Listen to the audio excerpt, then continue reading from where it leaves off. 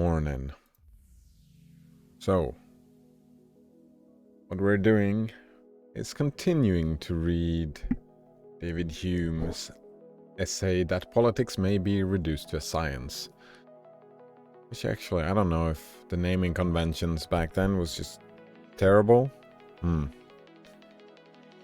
Alright, we read like a little over half of it, I think. A little less than half of it. Let's summarize. Alright. Alright.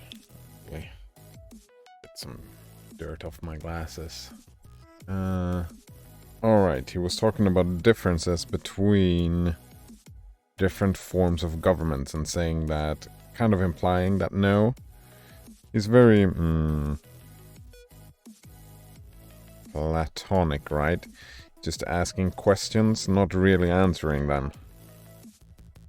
Which is an interesting strategy for an essay, I suppose. Well, no, he does answer them later on. Oh, hello, Nodrunner. Nodrunner says, hi, I'm new. What's this stream about? This stream is about two things. Like if we're talking about specifically today, it's about, first of all, we're gonna finish this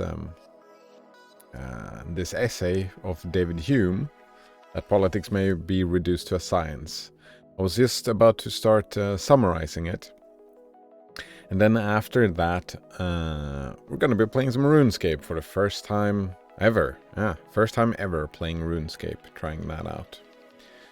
So that is the plan. How are you doing today, Nodrunner? Alright.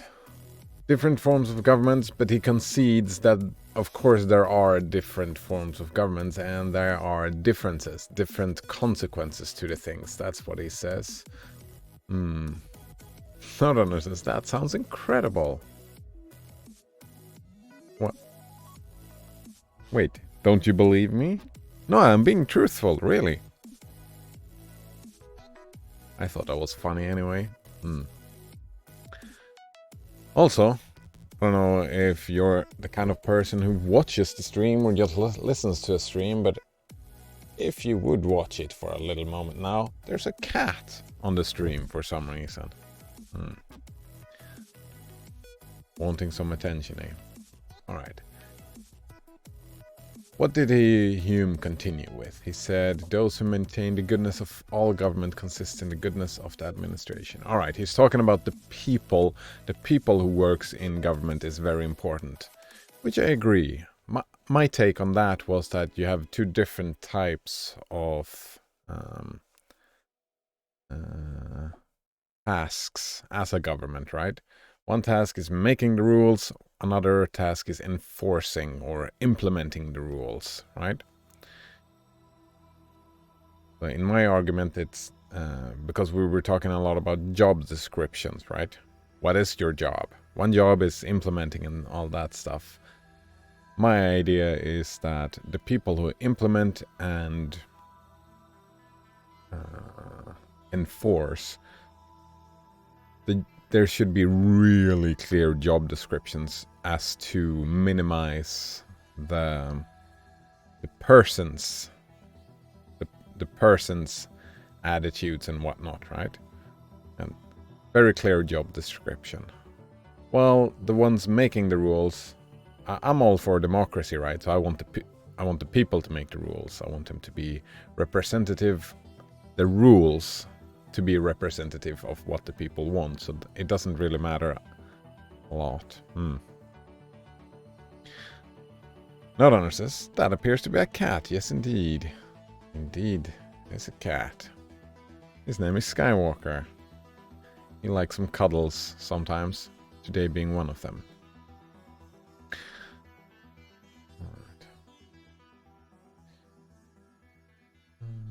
Alright, he's talking about constitutions, right? Yeah,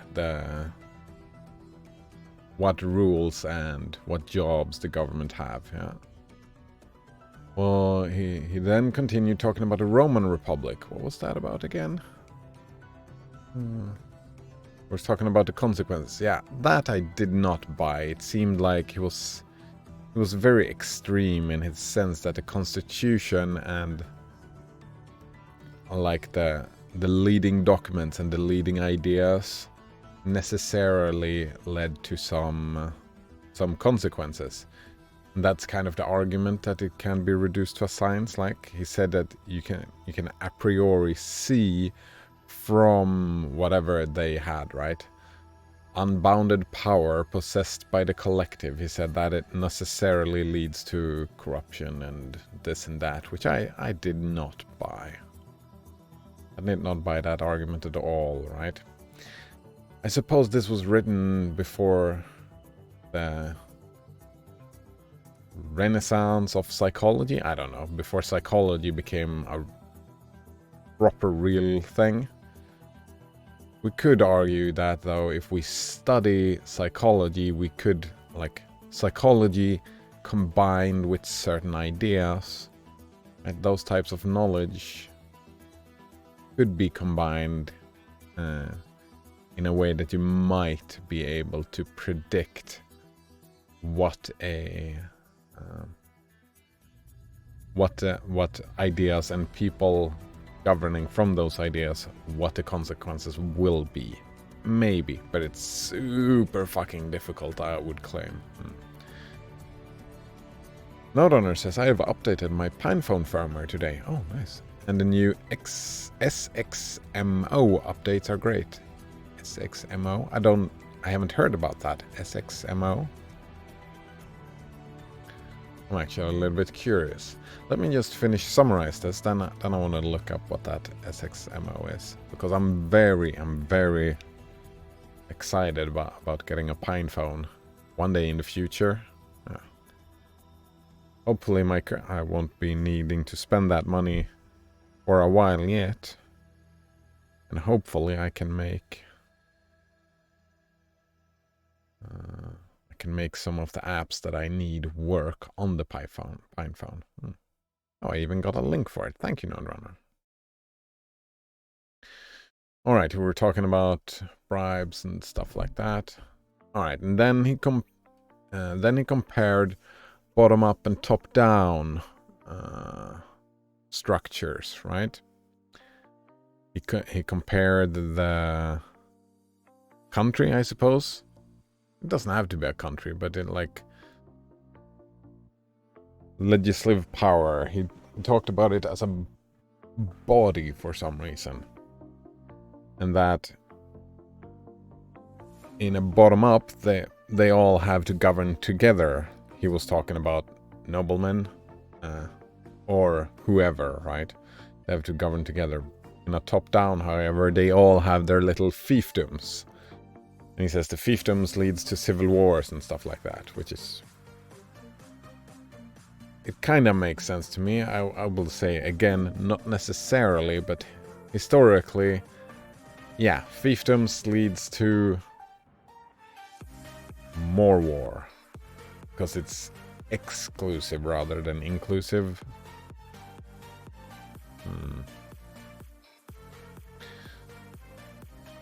Noteowner says, what apps do you need? I can test them for you. Oh wow, that would be very kind. I would need... Actually, let's check this out. Right, there is... You would need something like wine. I know we've talked about that before, right? There is some wine similar thing. Like I have it written down somewhere. I have too many bookmarks, but I do have a bookmark somewhere about a thing where you can run Android apps in it. Simple X Mobile. Suckless X programs. Oh, nice. Create a fully functional mobile UI Unix philosophy for the PinePhone. All right, this seems like my jam, doesn't it?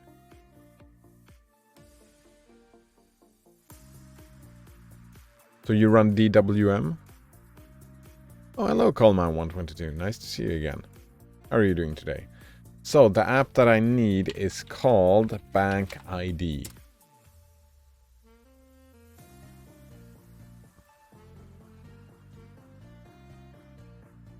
Yeah.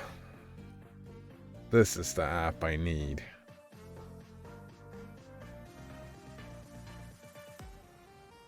I don't know where you would get it.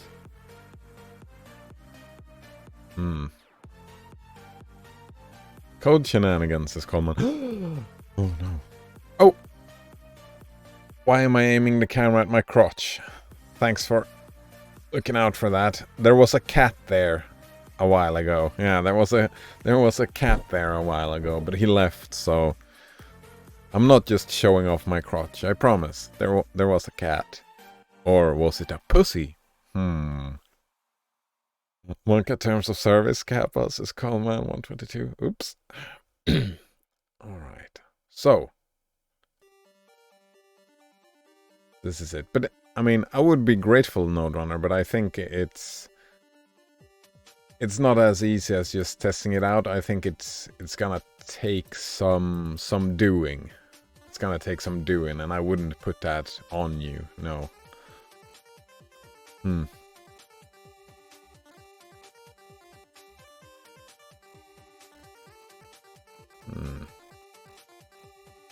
Yeah, this is the one on Google Play. Bank ED. Safety app. And this is exactly the one. For the government. Two-factor authentication for the Swedish government. Alright, this looks fucking great. Alright, no more code stuff. Alright, we're summarizing that politics may be reduced to a science. Coleman. Some politics. From Hume. David Hume, so it's like written ages ago. It shows his age. Coleman 122 says trying to hack into the Swedish National Bank. No, it's not really. It's not even part of the Swedish National Bank. It started out as a two-factor authentication for all the different Swedish banks. Not the National Bank, but the one tier below for the normal plebs, us normal mortals. Those banks, they made a two-factor authentication that all the banks started using. And then they were like, oh, this is a great app. So the government started using that same app. So now it's for all bureaucracy. If you want to have two-factor authentication, you use this app.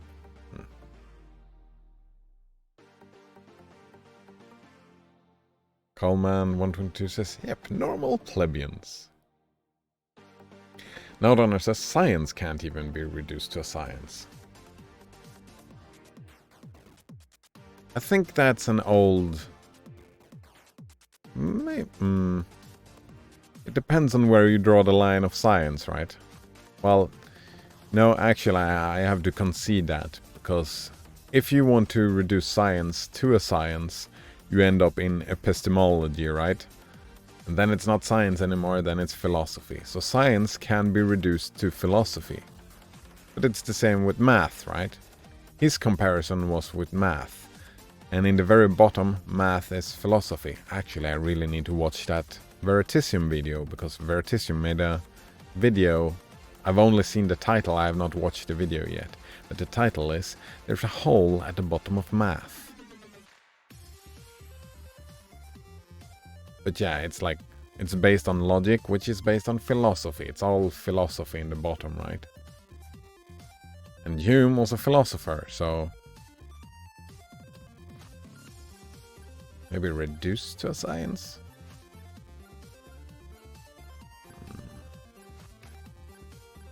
Alright, to continue.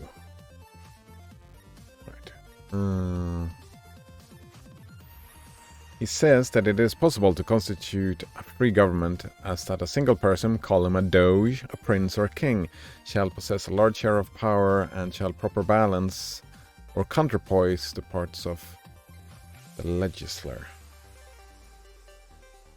Right, it kind of feels, right, I'm not really understanding this part. He doesn't make the specific distinction that I make, right? My distinction is that, yeah, you have some people that implement, that would be the Doge, the Prince, or the King. And as a counterpoise to the legislature, which would be the people making the rules, right, from my understanding. He doesn't say that explicitly, but that is my understanding of it anyway. And then he talks about different problems about the implementer, the Doge, the Prince, or the King. Right, and he talks that about problems about them caring or not caring and just doing stuff for themselves. And we ended up in this very end here. Right, I really liked this because this triggered an interesting thought that I hadn't had before. So let's read this again. Not to mention that a crown is too high a reward to ever be given to merit alone, and will always induce the candidates to employ force or money or intrigue to produce the votes of the electors, which we see today, right? The crown today being like presidency or prime ministry, right? Because in my I argue that politicians would not be great to be doges, princes, or kings, right? Implementers. Politicians, right? Politicians quibble and argue and do that stuff. If you want a doge, a prince, or a king, you want someone, right, good at what they're doing. Right? Good at organizing people. Not winning a popularity contest, so to speak. If that makes sense. You need competency, not petty arguments. Petty arguments you need in law making, not law implementing. That's my opinion anyway.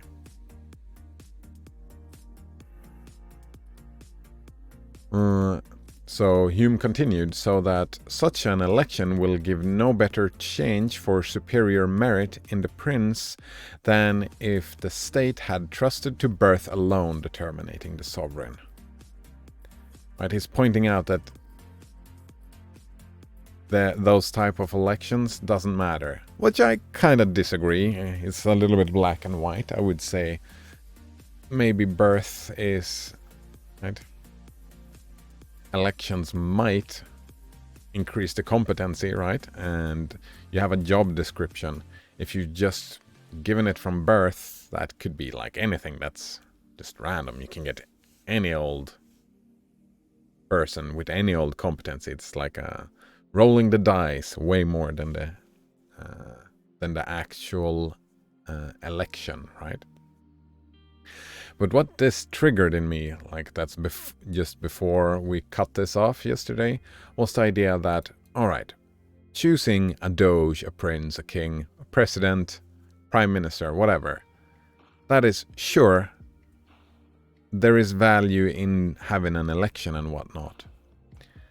Not having it every 4 years, but what I was thinking that what the focus should be on kicking them out. Right? We should follow the structure of evolution, right? If someone makes a terrible job, it should be super fucking easy to just kick him out, right? My idea was like something like approval rating. You can just have approval rating, and if they fall below, I don't know, 70-60% approval rating of the people, then they're fucking out, and then we just put someone new in. It doesn't have to be every 4 years. If someone is doing a good job, then they can stay, right? Since they are not making any laws and should not be making any laws, they should only implement, right? Their opinions doesn't really matter in the lawmaking. They are only the implementers, and if we have a system to kick them out, right? Because that is Hume's argument, and I'm buying that argument, that you cannot know beforehand how good a job someone will do at that position, right? Since it's a kind of a unique job, you can guess from the start, and having an election, sure, but you won't know until after the fact, because hindsight is 20/20, right? So it makes a lot more sense to build a structure about not electing people and putting them in a position of power, instead building the system around kicking people out. Weeding out the trash that we don't want, right? Doesn't that make a lot of sense? Because how could we know if someone is trash or any good beforehand? We can't. Not until it's done. That was an interesting idea that I hadn't really thought about before. Alright. And that is where we ended off yesterday, so let's continue this essay. Oh, actually, I did read this. It may therefore be pronounced as an universal axiom in politics that an hereditary prince, a nobility without vassals, and a people voting by their representatives form the best monarchy, aristocracy, and democracy. And that, right, I just didn't agree with this. He claims that he has already reduced it to a science, which I'm like, just no. Alright, he says that he has done that, but in order to prove more fully that politics admit of general truths, which are invariable by humor or education, either of subject or sovereign, it may not be amiss to observe some other principles of this science, which may seem to deserve that character. Right? So he says that he has already made his point. It's done. But he has some extra side notes that he wants to add. That is why I stopped here yesterday, because it's like a second part. It's probably like a little bit off topic, but not, if that makes sense. Oh, this is a long fucking paragraph. Oh, hello, Banana Waffle Monkey. How are you doing today? It says honk honk, honk honk. We've just caught up with where we ended off on Hume yesterday, Banana Waffle Monkey. Right. It may easily be observed that though free governments have been commonly the most happy for those who partake of their freedom,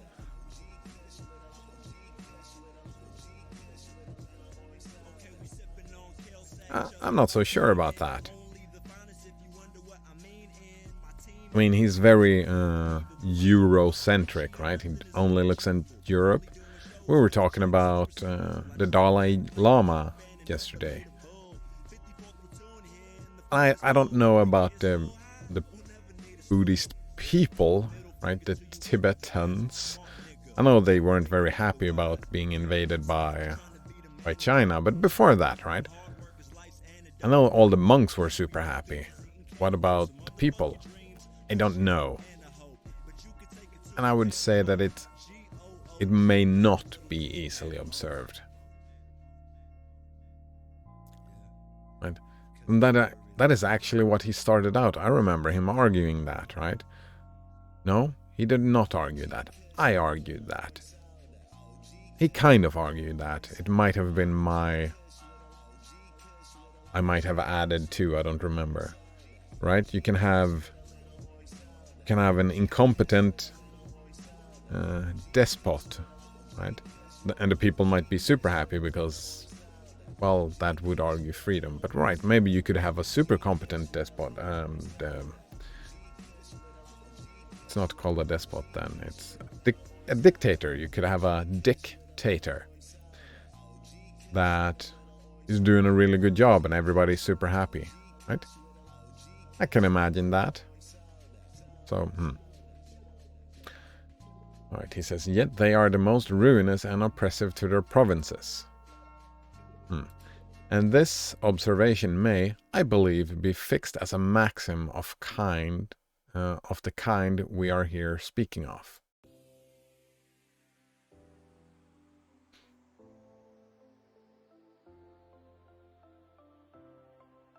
Oh. This is the order-disorder argument he's making, right? That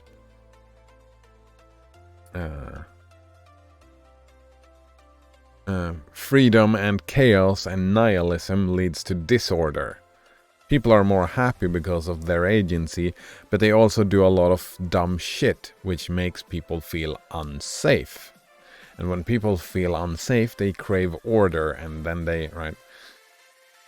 If you want order, then you need a more firm hand, right? More strict laws, more policing and whatnot, right?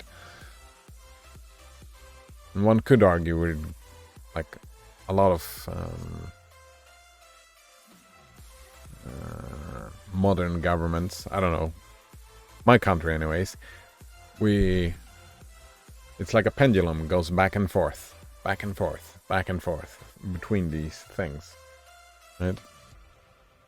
All that free happiness might, right, too much freedom and happiness might lead to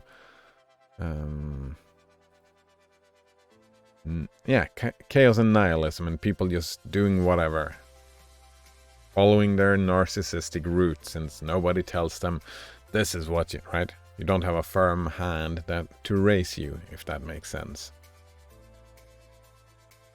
That's one way of looking at politics, right? If you look at if you take a very simplified look on politics, the left and the right wants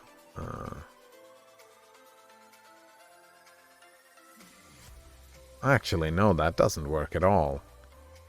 The right wants freedom and the left wants order, which it doesn't.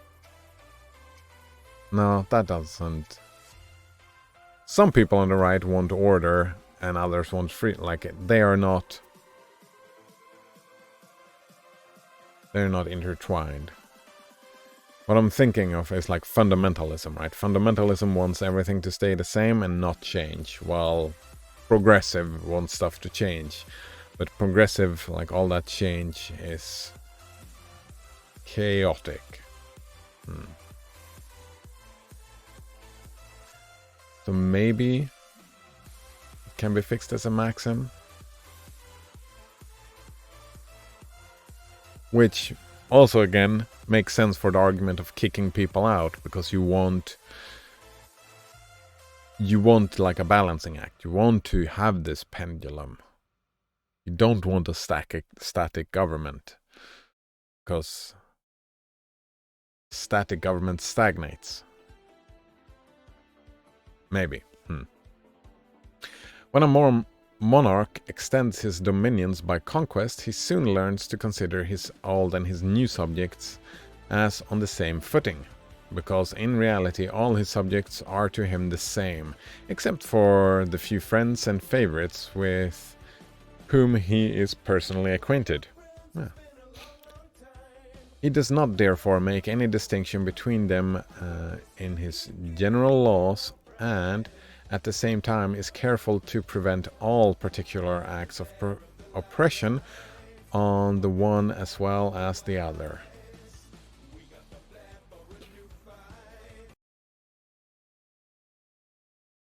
I don't know about that. I mean,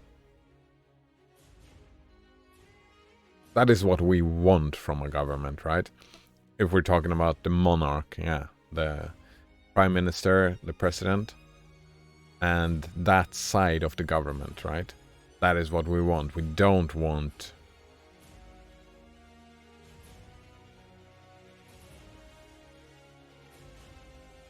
I would assume, right?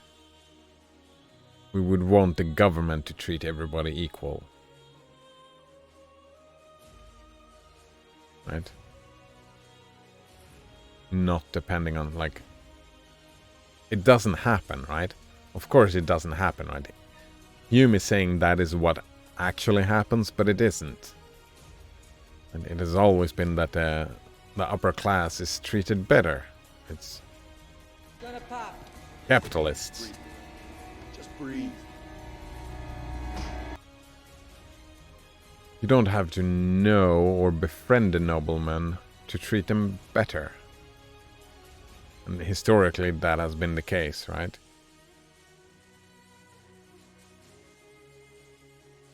we've been moving to a more generalized treatment from the side of the government. I would guess, I'm not a historian, but I would guess that would be the case, that we have been moving in this direction. But it is still the same, right?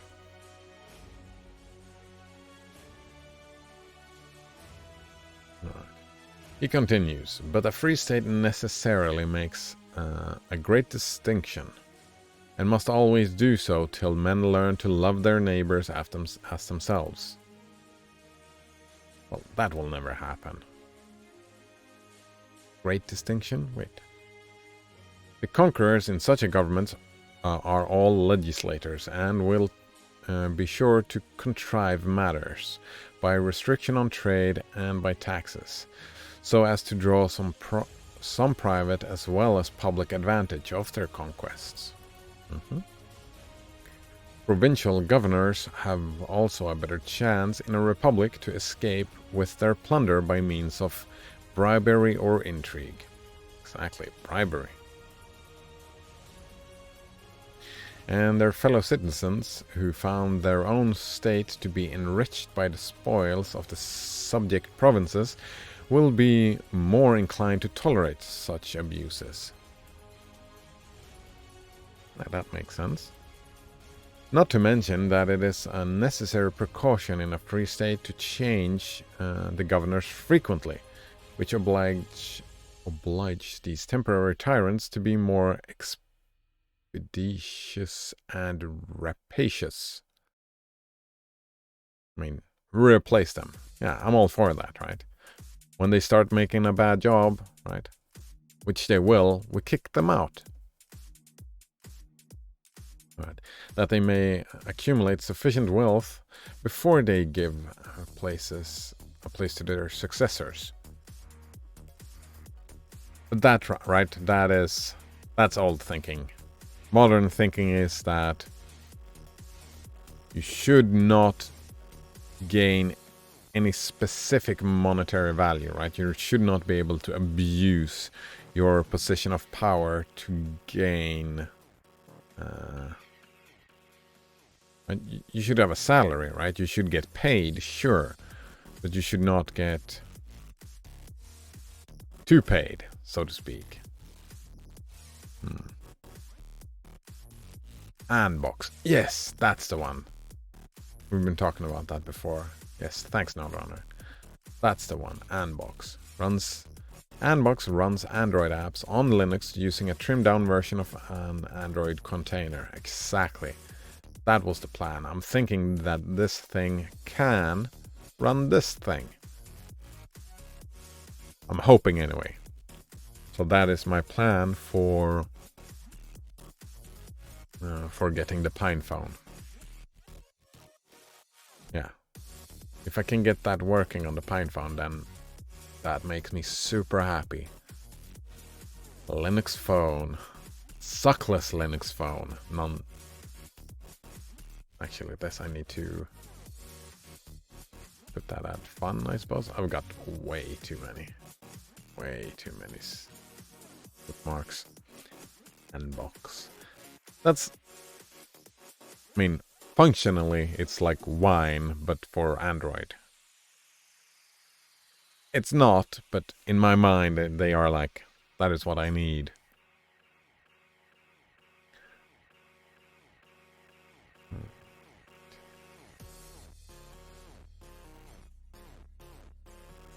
What cruel tyrants were the Romans over the world during the time of their commonwealth?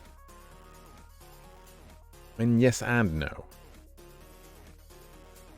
It is true they had laws to prevent oppression in their provincial magistrates, but Cicero informs us that the Romans could not better consult the interests of the provinces than by repealing these very laws.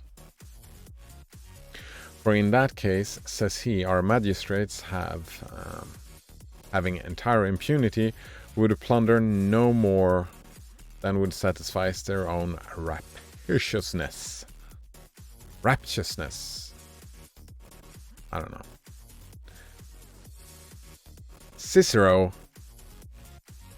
I've read some Cicero. Yeah. he gets a lot of authority on what actually happened. For a lot of philosophers, right? Well, Cicero, he knew what was going on. Let's trust what Cicero said. When I read Cicero, though, right? Yeah, actually reading Cicero, he was a rhetorician. He was doing rhetorics, which makes, like, historians use him, but he was a rhetorical person, right? So it's just his view on the matter, right? His politics, his attitudes.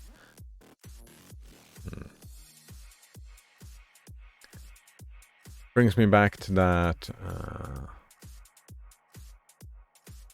to burn in memory, right? With the mirror. Cicero didn't care about the mirror. They don't care about Cicero's mirror, right? Cicero's biases. They probably agree with his politics, right? Right. Whereas, at the present, they must also satisfy that of their judges, and that of all the great men in Rome, of whose protection they stand in need.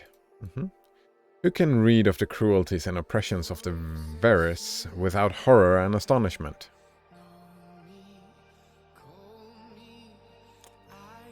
I could probably. I've heard a lot of terrible stuff in my day, so maybe not. I don't know.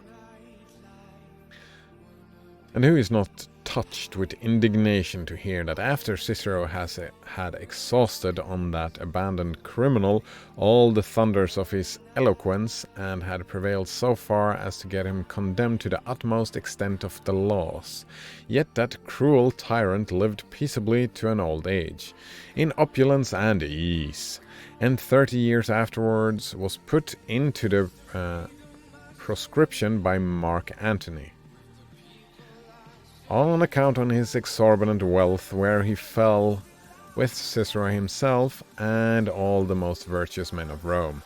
Wow, that was a long sentence. I mean, I don't know the history myself, but I don't get... What was the argument again? What are we talking about? They had laws, but there was still oppression, and they repelled the laws because of corruption? Is that what he's talking about? He's just talking about power begets corruption? After the dissolution of the Commonwealth, the Roman yoke became easier upon the provinces, as Tacitus informs us. And it may be observed that many of the worst emperors, Domitian, for example, were careful to prevent all oppression on the provinces. In Tiberius' time, Gaul was esteemed richer than Italy itself.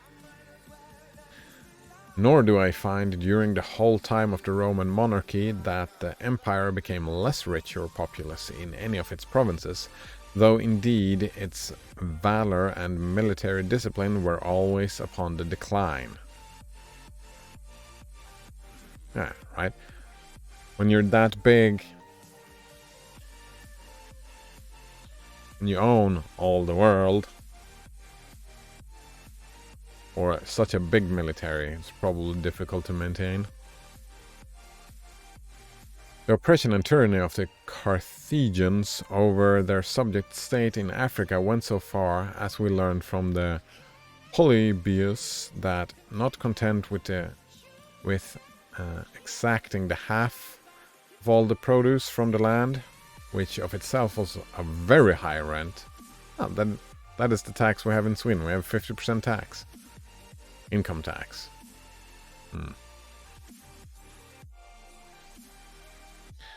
I think.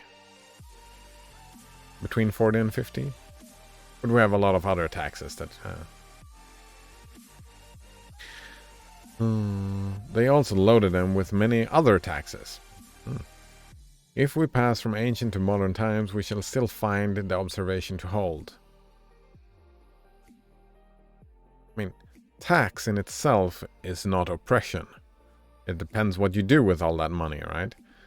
If you just enrich yourself and live in opulence, then Sure, that's kind of sucky, isn't it? If you use it for, I don't know, healthcare for the masses, then its tax is not so bad. In my opinion. That's just my opinion. The provinces of absolute monarchies are always better treated than those of free states. That's an extreme statement. I have not studied history, and that is from our modern glasses. I would say just no. Just no. That's... They might and might not, but I would say the more oftentimes, probably no, right? It depends on the monarch, as he said, right? That's his argument. His argument was that, right? It depends on the monarch when you have an absolute monarchy.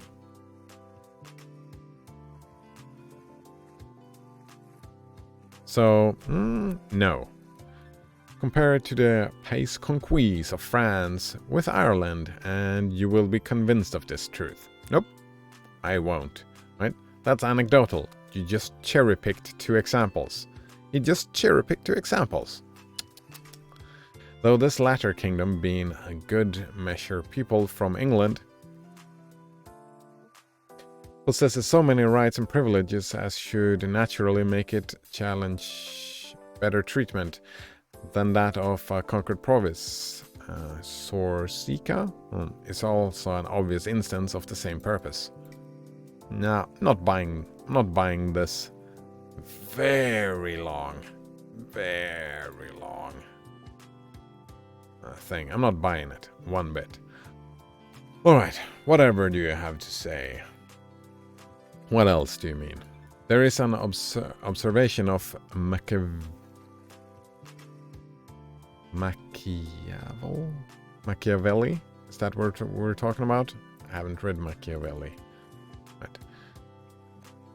In which regards the conquest of Alexander the Great, which I think maybe, he continues on this path, that may be regarded as one of those eternal political truths, which no time nor accidents can vary. It may seem strange, says the politician, that such sudden conquests as those of Alexander should be possessed so peaceably by his successors, and that the Persians during all the confusions and civil wars among the Greeks never made the smallest effort toward the recovery of their former independent government. Alright, he's making that argument again, right? That I don't agree with him that a dictatorship counter democracy, right? That is what happens, right? I would say order and disorder, right? Increased amount of freedoms, you can get that with a dictator or with a democracy, right? So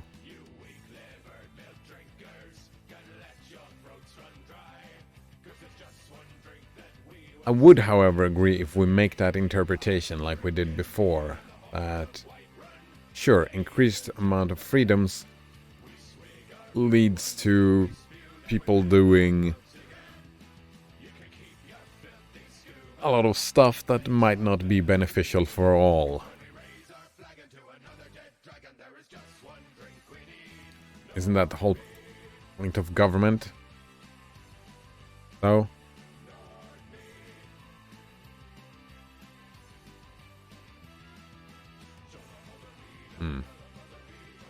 To satisfy us concerning the cause of this remarkable event, we may consider that a monarch may govern his subject in two different ways. Oh, may he? He may either follow the maxims of the Eastern princes and stretch his authority so far as to leave no distinction of rank among his subjects, but what proceeds immediately from himself. no advantages of birth, no hereditary honors and possessions, and, in a word, no credit among the people except for his commissions alone. Or a monarch may exert his power after a milder manner, like all other European princes, and leave other sources of honor beside his smile and favor: birth, title, possessions, valor, integrity, knowledge, or great and fortunate achievements. In the former species of government, conquest is impossible to ever shake off the yoke, since no one possesses among the people so much personal credit and authority as to begin such an enterprise. Whereas in the latter, the least misfortune or discord among the victims will encourage the vanquished to take arms, who have leaders ready to prompt and conduct them in every undertaking.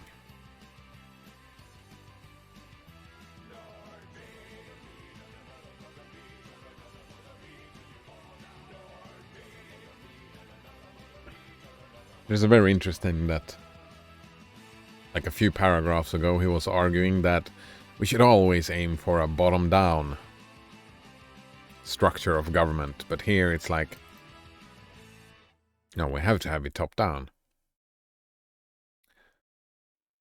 Such is the reasoning of Machiavel, which seems solid and conclusive, though I wish he had not mixed falsehood with truth.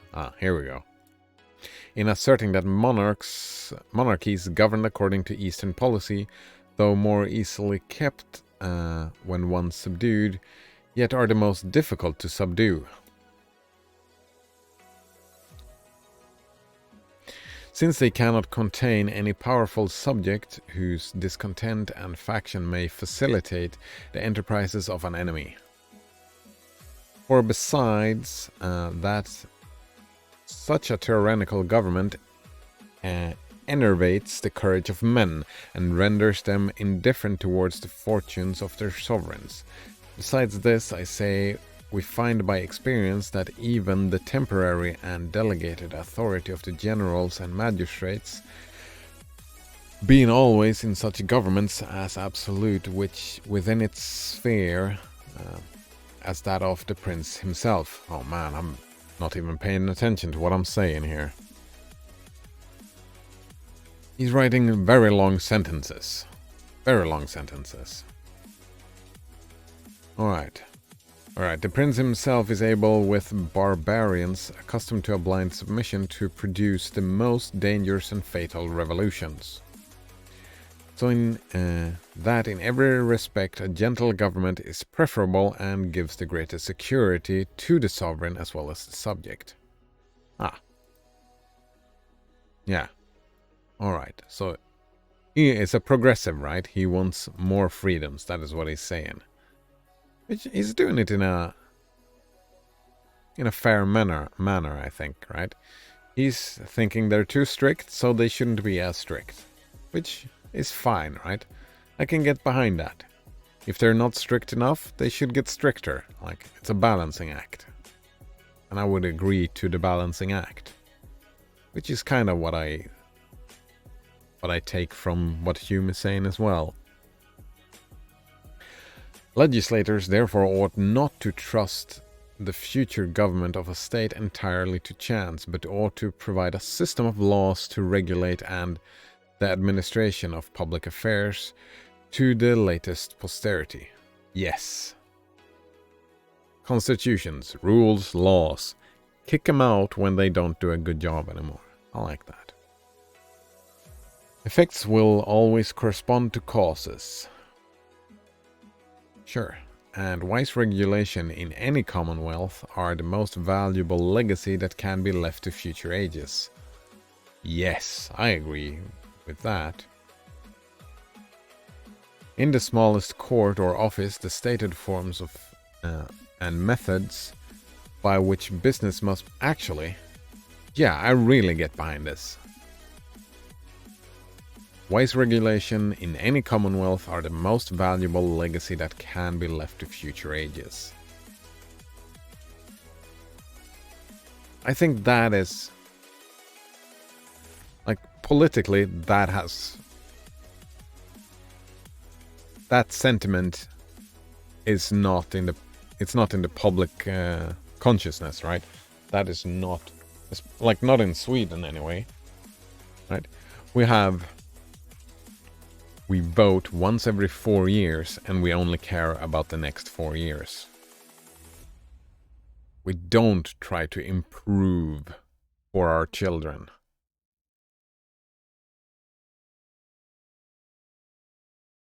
Right? It's just about the now, the here and now. The very short-term future we're trying to build stuff for. I wonder why that is. Right? For me, like, I care about how the world will look in 30 years. I care about how the world will look in 100 years. When I'm dead and gone, right? Why is that not more common?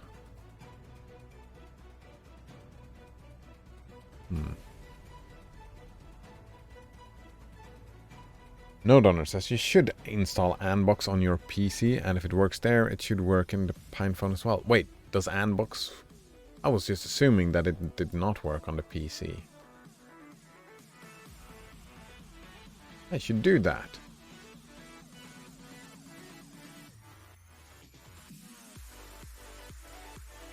Postmarket OS? Wait, is that the operating system you have? Postmarket OS? What a name.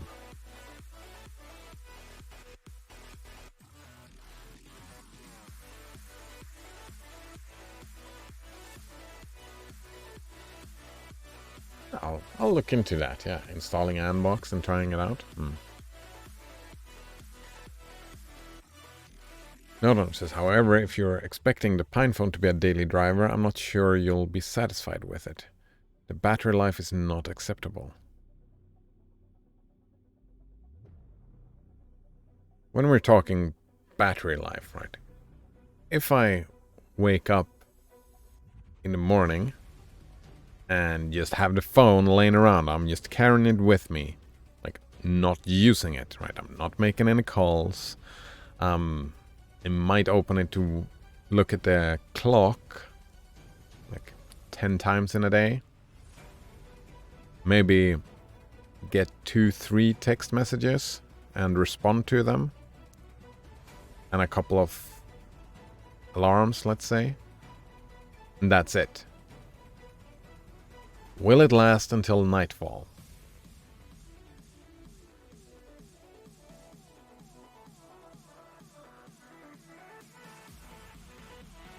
Because if it lasts...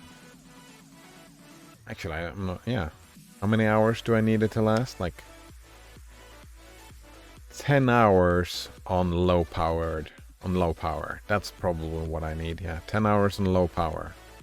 Nope. Fuck. Well, that is frustrating. That is frustrating indeed.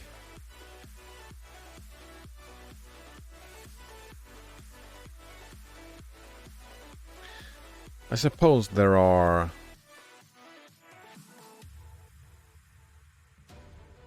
ways around that. But I spend a lot of time in front of computers, right? So I could just, in the middle of the day, right, like now, right now, I can connect it. Here we go. I can take my phone, and there we go. I'm loading it. So that might be very frustrating, but I'm not actually sure that is a deal breaker for me. Yeah. I don't think that's a deal breaker for me. For being a daily driver. I don't need to have my phone accessible 100% of the time.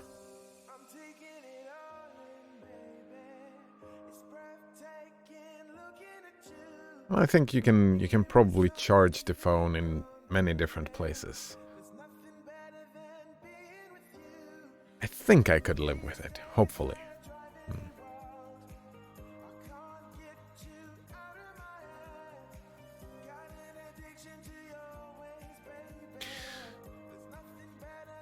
Northern says Postmarket OS is a mobile operating system based on Alpine Linux. SXMO is based on Postmarket OS. There we go. Nice. You can have multiple... Oh, right, yeah, you can have multiple batteries. They sell them on the website along with external battery charges. There we go, right? There are ways around it. That I'm totally fine with then. Yeah, getting an extra battery. Just to carry along. I don't mind that one bit. Well, I say that now. I say that now.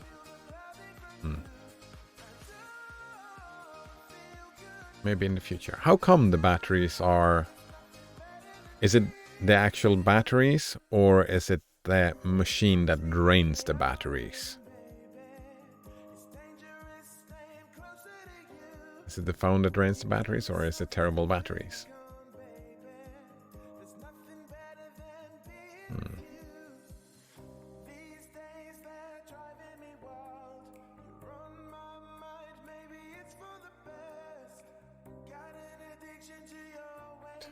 I've had more friends that think that the biggest issue we have in society today is narcissism. Is that it? Is it a consequence of narcissistic culture that makes us only care about the next few years? Or is it just that that is how our minds work, right? Just like, oh, it won't happen to me. Since we live in the now, that is just how our minds work. And it takes a stretch, right? You have to stretch. It's not intuitive to us to think about what the world will look like in 20 years. It's not intuitive. And since it's not intuitive, our current system kind of lends itself to do the fancy stuff and just talk short term because it's a popularity contest. In the popularity contest, we do the intuitive stuff, not the commonwealth and leaving improvements to future ages. We don't care about our children because the children are not voting, and even if the children were voting, they would not understand. It's their future. Nodonor says it's probably the phone that drains the battery. I wonder, will there be, like... I'm just assuming that they are making improvements. Right? The Pine phone is... Let's say I'm getting a new phone in 2 years. There's probably a new version of the Pine phone as well, right? New and improved. One can hope. One can hope. I hope that this phone will last another 2 years. Actually, I think I have a reserve phone lying around. Well, no, I think I can manage for a few more years. I often take like from the rest of the family, right? When my phone breaks, they often have like... Some of them get new phones every year, every 2 years. So there are phones around, right? I don't need to get my hands on a new phone for another couple of years, probably. I can probably just reuse those old. Reduce the amount of e-waste.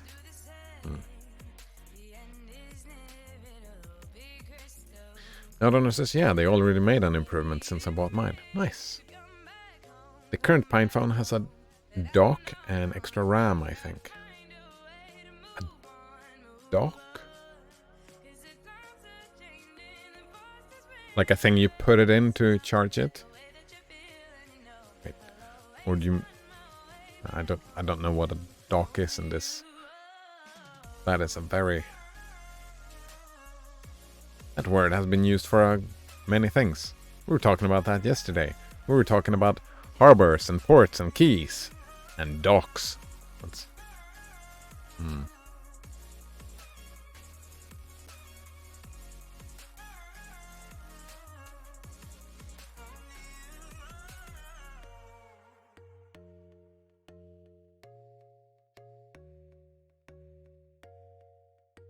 Donor says, no, like you can use it like a computer and plug it in a keyboard and mouse and monitor. Ah! Nice. Oh, I like that. Oh, well, I think it's cool. It's very cool. But I don't see myself using it. It's very cool, but I don't see myself using it. That feature. I mean, I might. It's easier to use like than a laptop. If you're gonna go out traveling and just do stuff through SSH, then sure. That just bringing that instead of a laptop and doing SSH work, but I don't do that.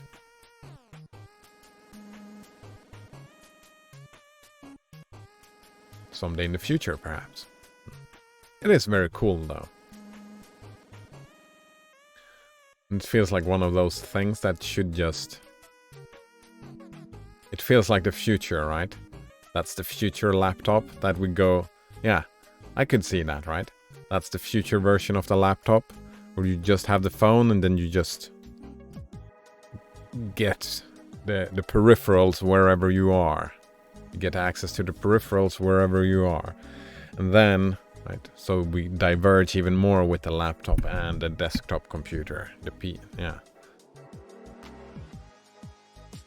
Where the desktop becomes more and more powerful, well, I suppose the phone becomes more and more powerful as well. But more focused, right, on what you're trying to do. Like you don't do intensive work on a phone. Nodon says, nah, I don't think that would take off. Don't you? I mean, they already do it in the sci-fi movies, right?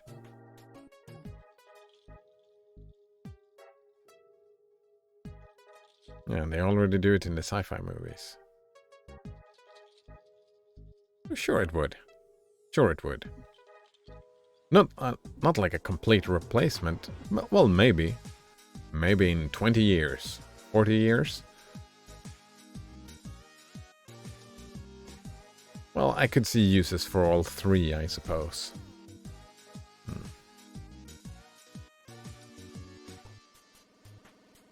Nodon says the Switch is kind of what we have. The Nintendo Switch? Oh, that's for gaming. I was thinking about working.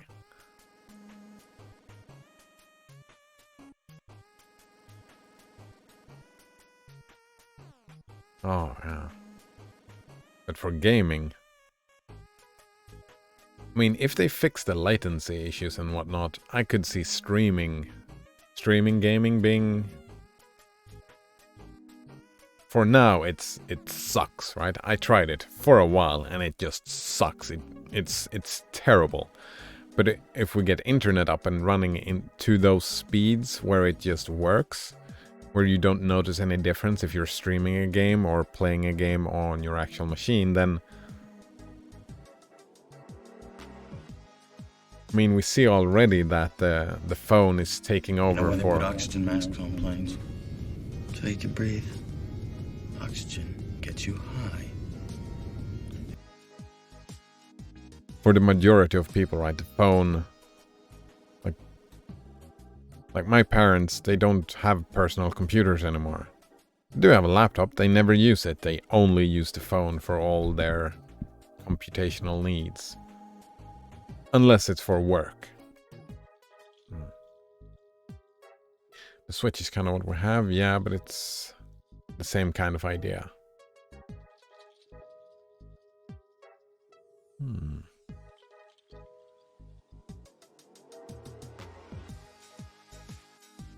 Wait, the same kind of idea as the Switch? Oh, with the dock. The dock is the same kind of idea, yeah. Well, I'm thinking that you don't even plug it in the future, right? You just... It's gonna be Bluetooth or something similar, right? Where it's just... I'm just gonna use the screen over here.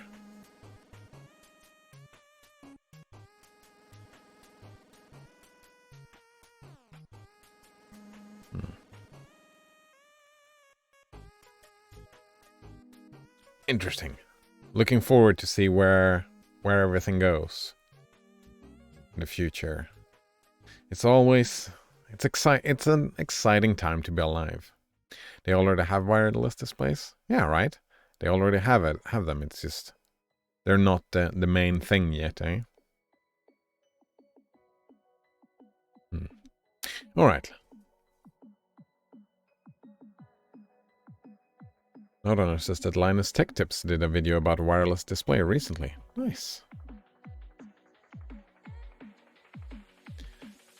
A lot of wireless stuff. I don't mind wires. But I could also see some situations where it's easier to live without them.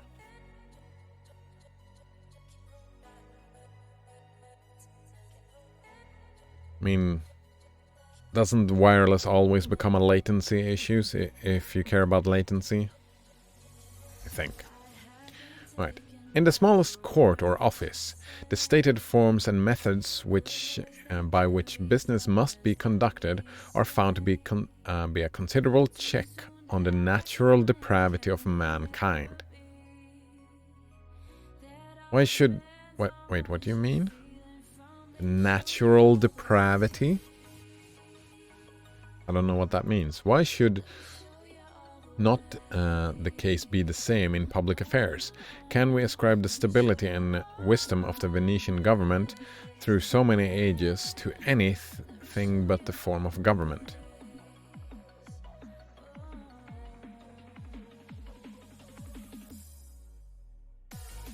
And there's plenty of things, right? There are plenty of things that changes. Not only the form of government, right? You have attitudes and culture and whatnot. There are so many things that changes how a culture works. Not only the government, right? You argue that yourself, right? He said, bottom down is where it's at. But there are many, many things that affects, right? The depravity of mankind. And it is not easy to point out those defects in the original constitution which produced the tumultuous governments of Athens and Rome, and ended at last in the ruin of these two famous republics.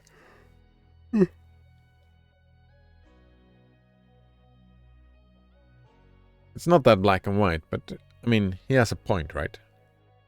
There can always... Right, you can always make improvements. You can always make improvements. Right, and so little dependence has the affair on the humors and education of particular men that one part of the same republic may be wisely conducted and another weakly, by the very same men, merely on account of the differences of the forms and institutions by which these parts are regulated. I would not agree to this. That's a little bit extreme again, right? Sure, that's part of it, right? The forms and institutions. But it's also the competency of these very same men, right? They're trying to do, like... Just because you're good at organizing military does not make it so that you're good at organizing a school, right? Different situations take different competencies.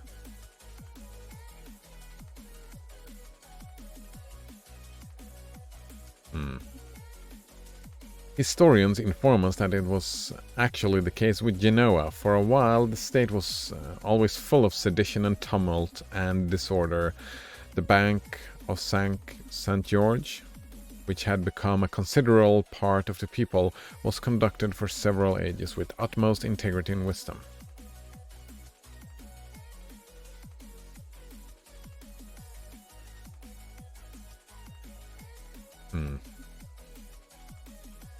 Right, the ages of greatest public spirit are not always most eminent for private virtue.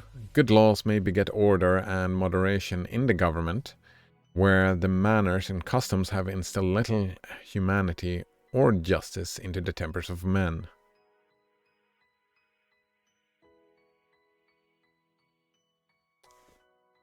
Yeah, that I like, right?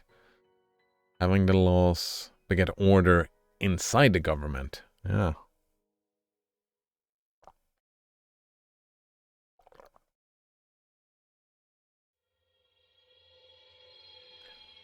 The most illustrious period of the Roman history, considered in a political view, is that between the beginning of the first and the end of the last Punic War.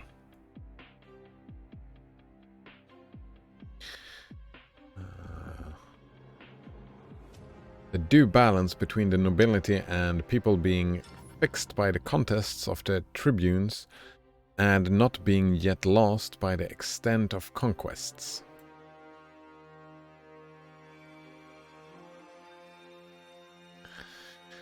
I mean, I guess what he's doing, right? He said that he wants to do it into a science. He compared it to math. So what he does now is that he just lists. He's cherry picking from history, though, which is... He has to do that, right? He has to cherry pick from history. So we just have to take his word, right? Right? He says that they may be reduced to a science, but it kind of feels like the best argument is not writing these out. Instead, it would be to do statistical analysis, right? Show your methodology and make an actual statistical analysis of these things, right? Don't cherry pick, like...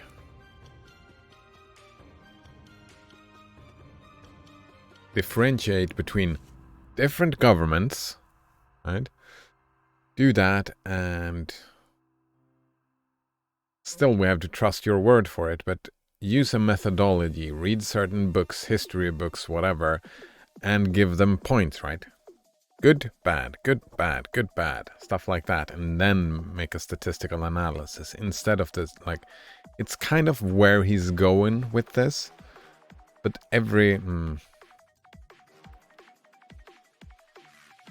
with modern science, this is not like... Yeah, definitely a modern view of science. Criticism is the cherry picking. Nodonor says, I've been using the Pine phone for less than an hour and the battery dropped 20%. Not even doing anything super intensive like web browsing. Mostly just using the shell.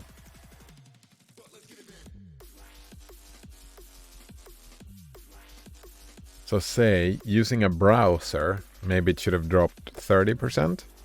So what's that, 3 hours of heavy use?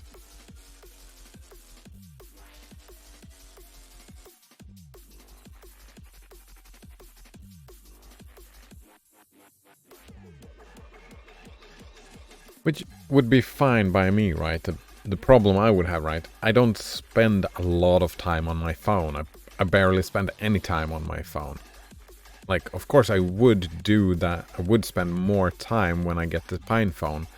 But I would spend that time with it plugged in. Right? If I would spend 3 hours on the phone, then I'm sitting down, right? I'm not moving around. And I should have some power somewhere close by. If it's 3 hours, right? I would take the time to look for a... Plug it into a wall or a computer or something like that. Yeah, even for just 1 hour. No, not necessarily. 1 hour. I could see myself ending up in a situation where I would need to use the phone for 1 hour. Heavy use. Oh. What if, though? What if I end up on a bus? 2-hour bus drive, and I want to watch a video. That won't work on the Pine phone. I have used my current phone to do that. Once or twice. You know what? You know what? You know what? If I end up sitting on a bus for 2 hours, that is ample opportunity to be bored. Yeah, a great opportunity to be bored. Or like read a book or something. Not pumping that dopamine. Hey? Might be good for you to have that short a battery life. Oh man. Silver linings. Reframing. I'm not saying it's a positive feature that it has low battery time. That's not at all what I'm saying. I'm not saying, oh, good job with the low battery. If I got to choose between a lot of battery and less battery, I would choose more battery, of course. But there are, like, if you have to live with just little battery, then take advantage, right? Don't have to be negative about it. That makes sense? Adapt. You can adapt. Right. Yet, at this very time, the horrid practice of poisoning was so common that during part of the season, a praetor punished capitally for this crime above 3,000 persons in a part of Italy. Wait, did someone poison 3,000 people? And found informations of this nature still multiplying upon him. There is similar, or rather a worse instance, in the more early times of the Commonwealth. So depraved in private life were the people whom in their histories we so much admire. I doubt not, but they were really more virtuous during the time of the two triumvirates, when they were tearing their common countries to pieces and spreading slaughter and desolation over the face of the earth, merely for the choice of tyrants. Here then is a sufficient inducement to maintain, with the utmost zeal, in every free state, those forms and institutions which liberty is secured, the public good consulted, and the avarice of ambition of particular men restrained and punished. Nothing does more honor to human nature than to see it susceptible to so noble a passion, as nothing can be a greater indication of meanness of heart than in any man than to see him destitute of it. All right. Wanting to see someone dead, yeah. A man who loves only himself without regard to friendship and desert merits the severest blame. A man who is only susceptible to friendship without public spirit or regard to the community is deficient in the most material part of virtue. I mean, just no? I mean, I kind of agree, right? Like, well, not agree, like, I would want to see people care about what society will look in 20 years, in 100 years. But that's my opinion, right? It doesn't, right? I don't know if I would say they are deficient. I mean, I would because of animosity, right? Us and them thinking, but just because I say so doesn't make it so about them. That's a statement about me, not about them, if that makes sense.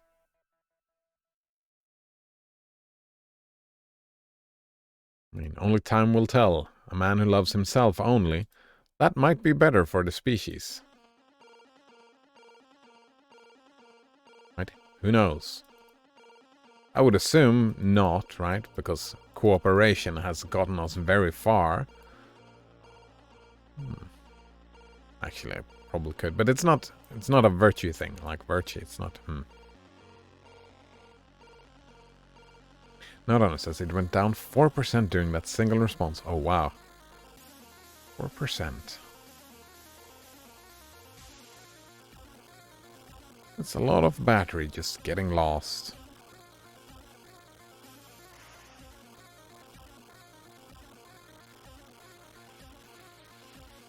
Yeah.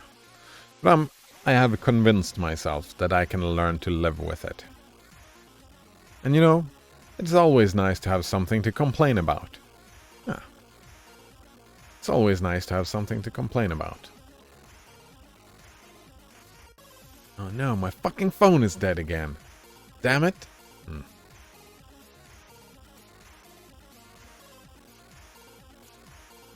Oh. Speaking of, my phone is ringing. Gotta take this.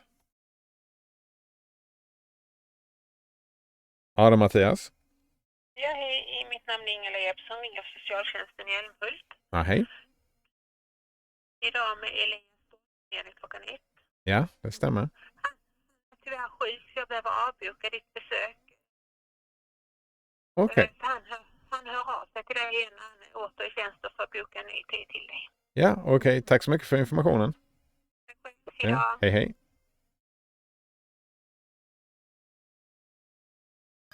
Alright, that was a fast call. I just need to send a message as well. My meeting this afternoon was cancelled. Alright.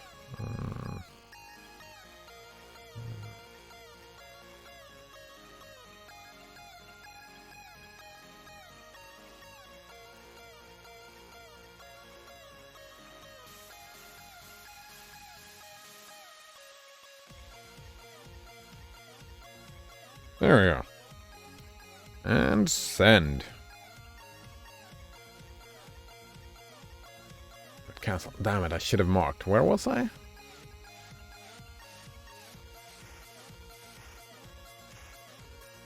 Alright. The virtue thing, of course. I think I've had my face in the way a little bit here. For the text, some bits of the reading, well, that shit happens, I suppose. But this is a subject which needs not longer... Wait. But this is a subject which needs not longer be insisted on at present. There are a know of zealots on both sides, who kindle up the passions for their partisans and under pretense of published goods pursues the interests and ends of their particular faction. That I don't like. I don't like that attitude at all, right?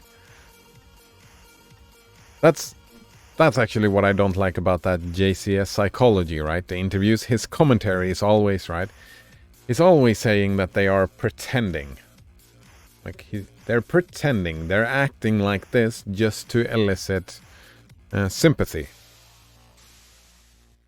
That's... I don't like it. I like to see people as... Right? If someone looks sad, then I would want to assume that they are sad. If someone pursues the ends of the particular faction, that actual faction, it's not the pretense of public good. The faction believes that what they're doing, like a political faction do believe that they are doing the public a good, a public service. That is why they're part of that faction. So it's not under the pretense. I mean, some people, right? A minority of people sure does stuff under the pretense of the public good and pursue selfish interests.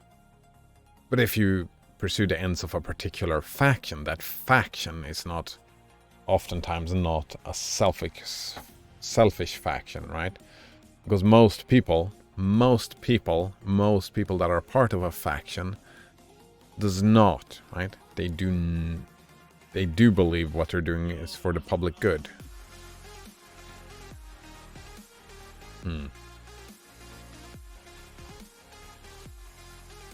Nodonor says, this song makes me feel like I'm about to crack Adobe Photoshop. Nice. This one or the last one? Checkered? By Jim Joseph.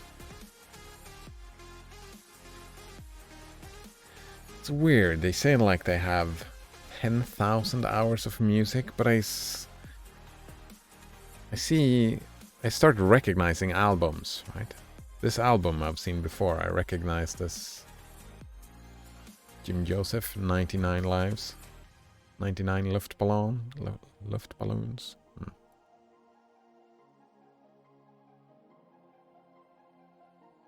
The last one. Oh, I don't remember that song, unfortunately. Man, that was a slow response. It took over a minute to respond to what you wrote.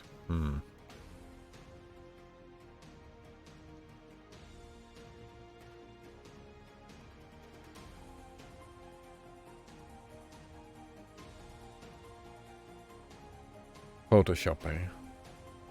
You don't have to anymore. I'm thinking that... think that was it, right? Nostalgia thinking. Hacking in the past. Nowadays, Photoshop is like, there's no point. We got great free and open source image manipulation programs.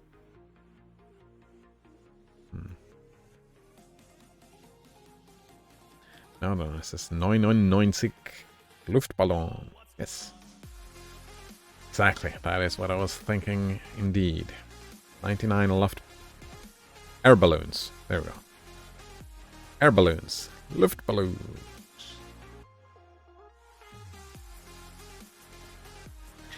For my part, I shall always be more fond of promoting moderation than zeal.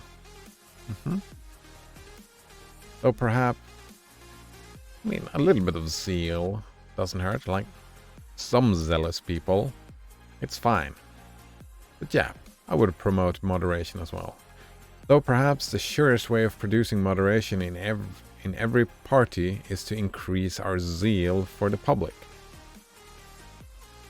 Let us therefore try, if it be possible, from the foregoing doctrine to draw a lesson of moderation with regards to the parties into which our country is present divided. At the same time that we allow not this moderation to abate the industry and passion with which every individual is bound to pursue the good of his country.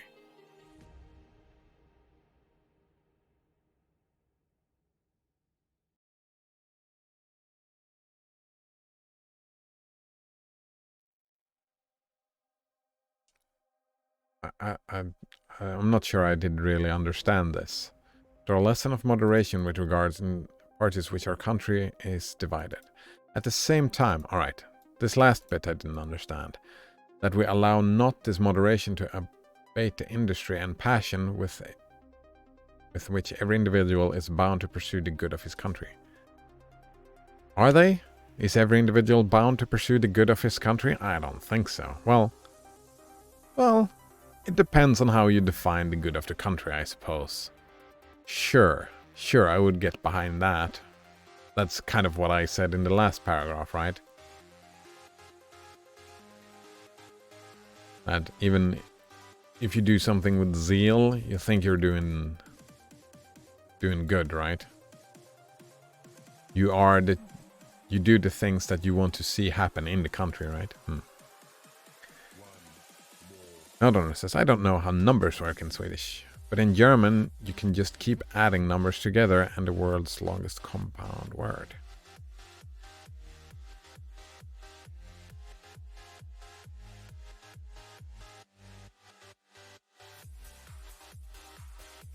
I mean, can't you do that in English as well?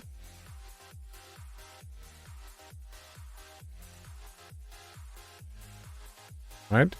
I mean, we start with 1, then we take 11. Well, 11 is weird, but then we take 111. Then we take 1,111. Then we take 10,000.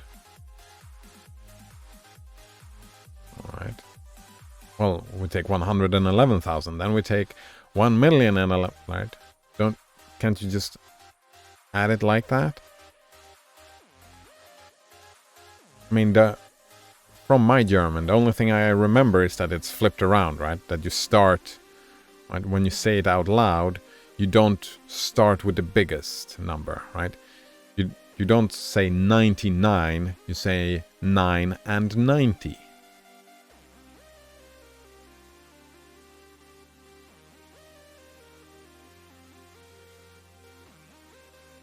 But to be fair, it was a long time ago. I studied German. In Sweden we do it's similar to English. Yeah, we do it the same way as in English. Oh, but the Danish though, holy shit. That is... Actually, I want to see this. I've looked at it many times, right? But I still don't understand it. Danish numbers system, is that it? Learn Danish numbers. Numbers in Danish, Omniglot. Alright, this is just as normal, right? And up to 19 is the same. Then here we go. This is the German way, right? 1 and 20, 2 and 20, 3 and 20, 4 and 20, 5 and 20, 6 and 20, 7 and 20, 8 and 20, 9 and 20. Alright, this is just the German way to do it. Alright, 30, 40. Here it becomes weird. Half thirds.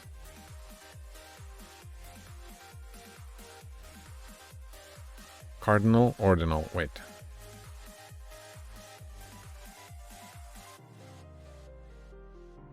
Like this number, right? What the fuck is this? What just happened?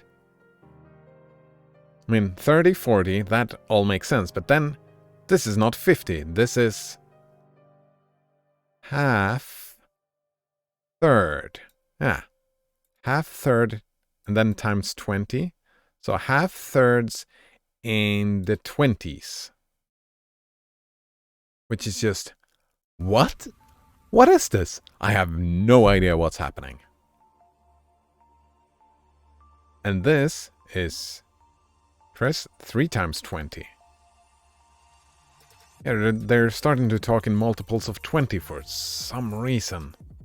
At 50, it's so confusing. It is so confusing. I have no idea what's going on here.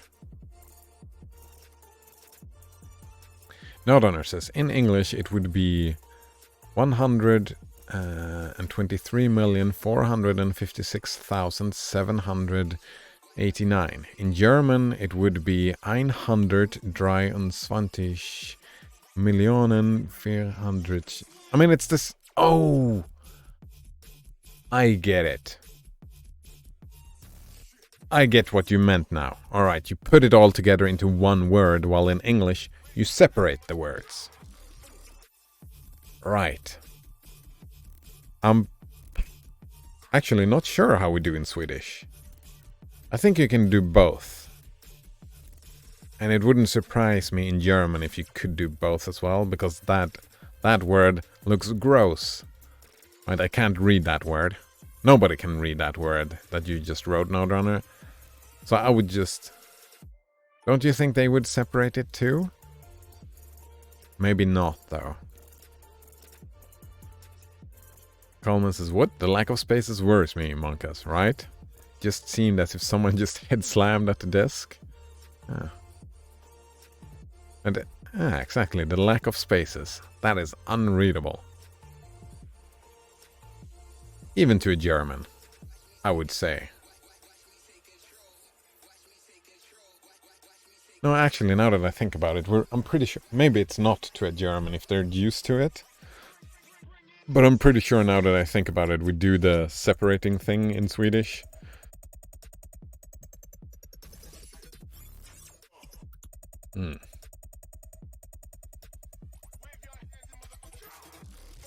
Maybe. Holy shit, yeah. That sounds like it sucks.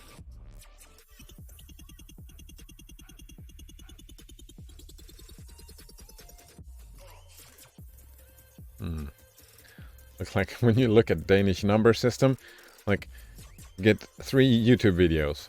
What if we take the Swedish?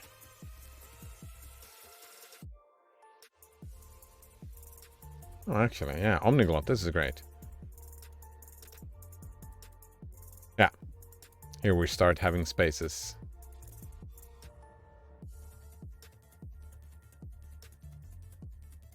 At the hundreds. Actually, I'm curious. What about German?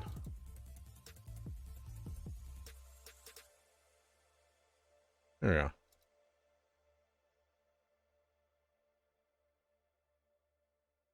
But they are starting to have spaces here. Are you sure? I mean...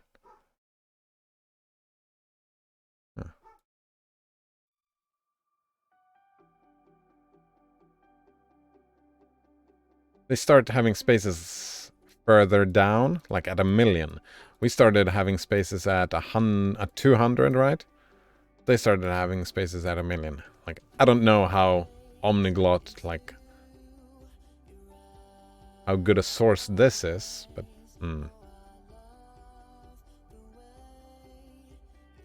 it would make a lot of sense to me if they did start using some spaces, because that would be fucked, right? Coleman 122 says maybe it's like that one village name in Wales that almost no one can read properly. Yeah, I remember that.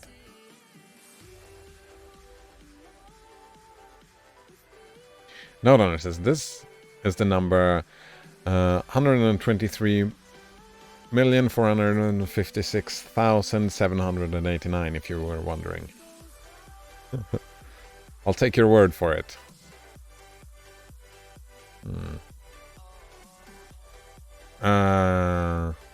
Is it? Oh, then I was misunderstanding, right? My understanding of German numbers was mistaken. I thought you started at a smaller, but you started at 123 million as the first bit, right? So it's just here, because here is...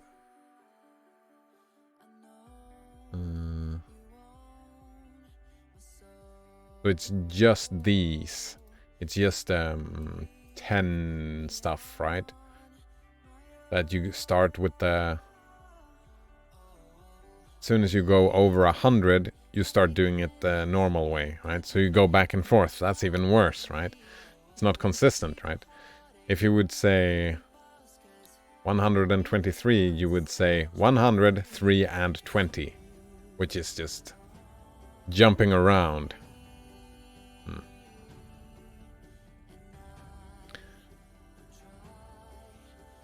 But in the end, it's 89.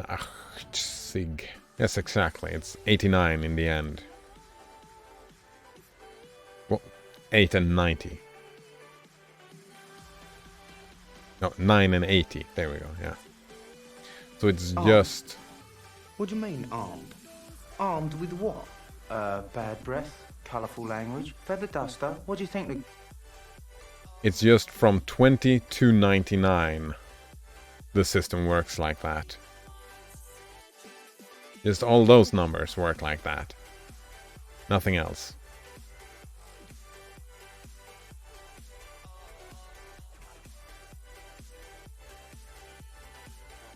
Actually, now that I think about it, no, it's from 10 and above. Or 13. Which is interesting. Because we do the same in English for these numbers. 13, 310. 14, 410. We do the same in Swedish. Instead of teen 4. Like 24. Teen 4. No, we say 14. We do the same thing in English. I didn't think about that. And Swedish.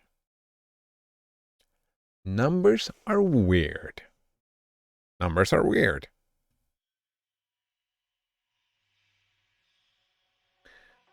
Where are we? To aggravate the charge of his pernicious conduct, it is said will extend its baneful influence even to posterity by undermining the best constitution in the world and disordering that wise system of laws, institutions, and customs by which our ancestors during so many centuries have been so happily governed. He is not only a wicked minister in himself, but has removed every security provided against wicked ministers for the future. That is a problem, right? That is why they should be separated. The two different jobs, making the laws and implementing the laws.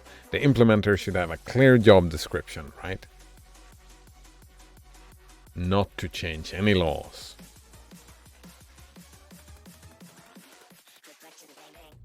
Yeah. What do they say, like a Chinese wall between the two? On the other hand, the partisans of the minister make his panegyric run as high as the accusation against him, and celebrate his wise, steady, and moderate conduct in every part of his administration. The honor and interest of the nation supported abroad, public credit maintained at home, persecution restrained, faction subdued. The merit of all these blessings is ascribed solely to the minister. At the same time, he crowns all his merits by a religious care of the best constitution in the world, which he has preserved in all its part and transmitted entire to be the happiness and security of the latest posterity. Yeah, right. System built to last 100 years it's a mistake, right? System built to be improved upon for 100 years.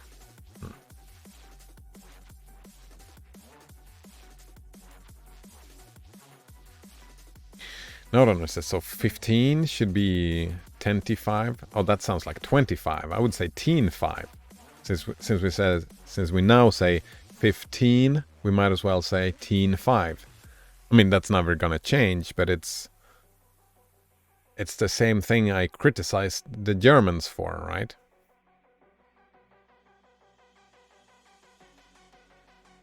Starting with the lower of the two numbers.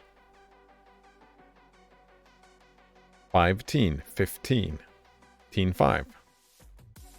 Since 10 and 20 sounds almost exactly the same, that would be annoying as fuck. Yeah.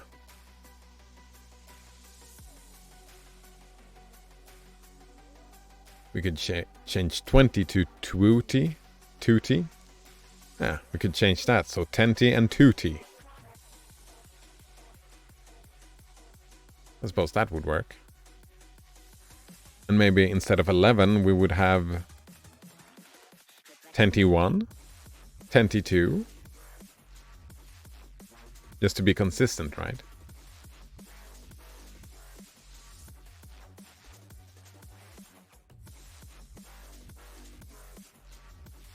It would be easier to learn, since it would be the same structure over and over, which is something we do in maths. Not the linguistics of maths, but in the maths itself. Now, don't says you say things will never change. Oh, did I say that? That sounds like a dumb thing to say.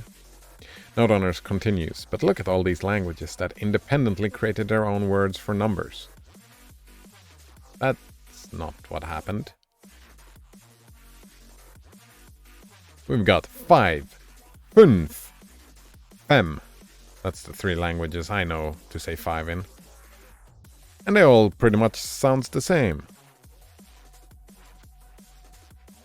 11, 11. Elf. They sound very similar. Maybe that is not what you were talking about. Maybe we were talking about that. Like, you have numbers in. Our number system derives from the. It was created like it's the Arabian number system, something like that, right? Clearly have an origin, but they diverged. Yeah.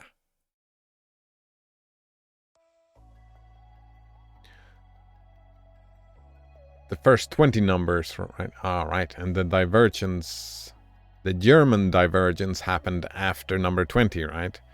When they just continued the same system that we use in the teens, right? 19s, they just continued that system. That divergence happened. Well, That's their fork, right? Their fork. And English and Swedish, the Swedish fork, we started flipping that around. So we started having the higher number in the start. Because that is how it is written, right? When you look at the numbers, that is how it is written.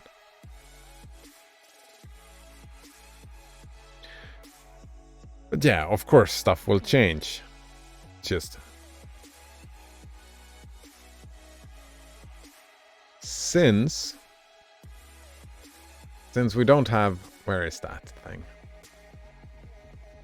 I was talking about this just a moment ago. People are doing short-term things, right? We won't change it explicitly, not during my lifetime, right? We won't change the language intentionally. Like language that has changed in the past, sometimes it's been intentionally, but I don't see... Well, there has been some intentional changes, like the they, or like we have in Swedish, we have 3 nouns now. One for she, he, and they. We have a... They is their own, like, singular. We have that. That was an intentional change. So maybe stuff can change intentionally. As long as there is political drive for it and for enough people to care about it so that it becomes a political thing. If it just, like, language changes over time, it just happens. It might change that direction, it might not. Right? Most of the language changes that happens over time is not directed, however. Note says, even in a globalized future where everyone starts speaking the same language, we can expect that there will still be dialects and rapid evolutions of the language, as more people are playing with words and their meanings. Yes, indeed, right? We've seen that happen, indeed. Right? You're talking about American English and British English. It's too different, right? And you can throw a shrimp on the Barbie, right? And there's, of course, stuff changes. That's like, if you look at Swedish, Norwegian, and Danish, they all have the same root, but we don't really understand each other. Or like German and Swiss.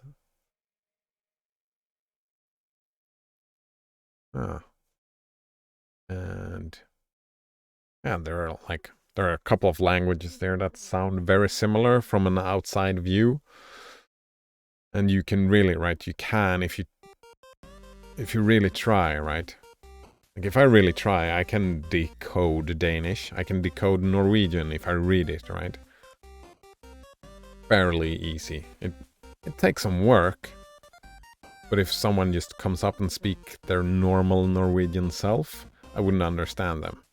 It's like if I speak my normal Swedish self, they wouldn't understand me. We would have to... We would probably just speak English, but we could, right? If we started speaking slow and methodical and taking a lot of pauses and stuff like that, we could speak Norwegian and Swedish with each other. We wouldn't, because it would be faster just to speak English, but...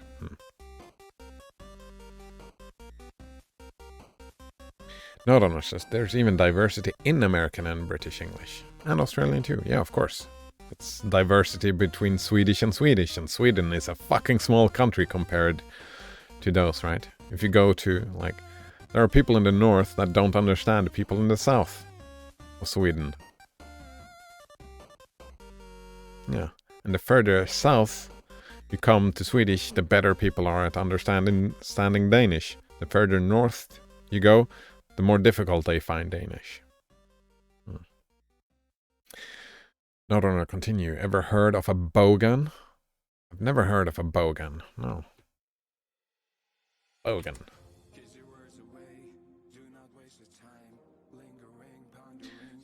Bogan is an Australian and New Zealand slang for a person whose speech, clothing, and attitude and behavior are considered unrefined or unsophisticated. Which is weird, because I spent 8 months in New Zealand. I spent 8 months. No, not 8 months. Sorry. 4 months. About 4 months in New Zealand, I think it was. And 2 weeks in Australia, in Sydney. The term can be pejorative or self-deprecating. Right. The prevalence of the term bogan is also associated with changing social attitudes towards social class in Australia.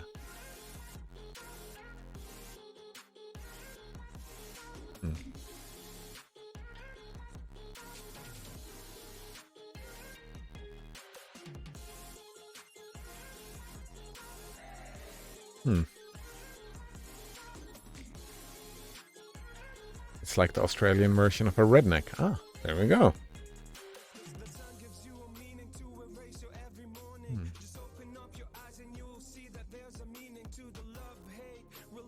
Huh.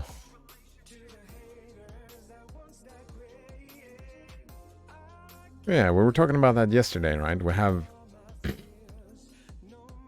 yeah, that happens all the time with language. There are differences, like just a town over. I can get in my car, drive for half an hour, get to the next town over, and go around there and talking to people. And there are some words they might not necessarily understand.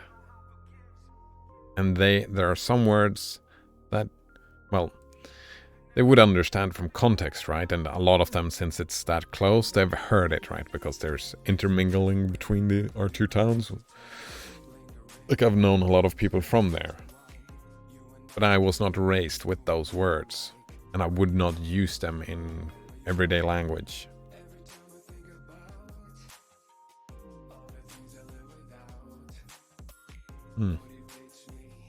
Yeah. Language... diversify, that is what happens. And I hope that even in a future, like hundreds of years, where we have an actual lingua franca, a language that everyone speaks, I would still hope that there is preservation issue,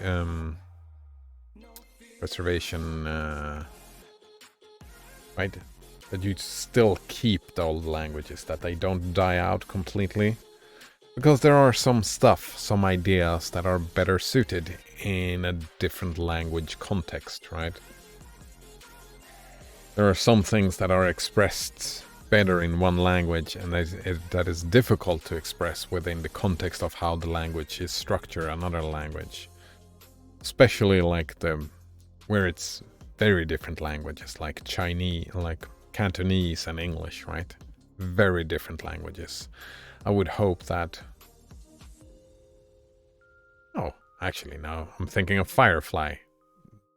That's maybe the future language where all that structure is included in whatever future language is, right? It wouldn't be English. It would be an amalgamation. Is that it? Where the two languages marry. That would probably be the root. Yeah, the root to a common language, if a common language will be a thing.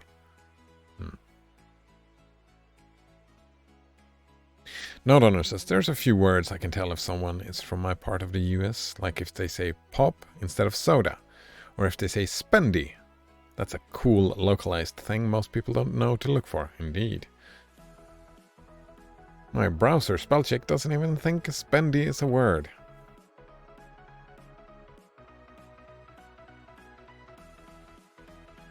I'm guessing that's like an adjective that is like similar to opulence. Opulent. Someone is being spendy, having a spendy time.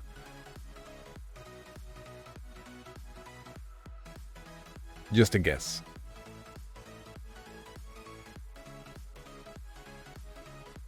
Oh, you don't hear it from the accent from your part in the US?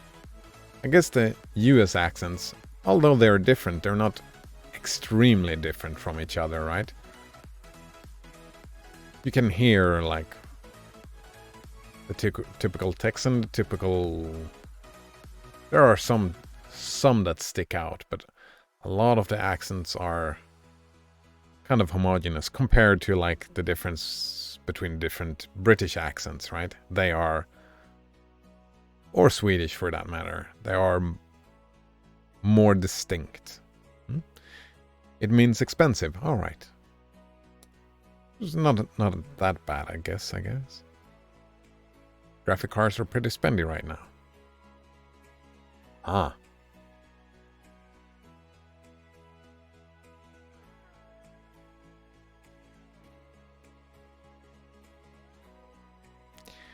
Which would have made sense. I don't know why I didn't make that guess. Hello, Blasphemous. Nice to see you again. How are you doing today? You didn't punch the doctor, eh? I hope. How did it go, by the way?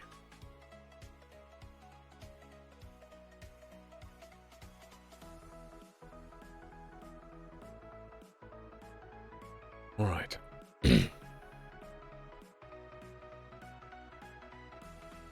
Blasphemous says, I'm making a script for making playlists. That sounds very interesting. Is it just like you find a song and you append it, or... I'm very curious. How would you automate that?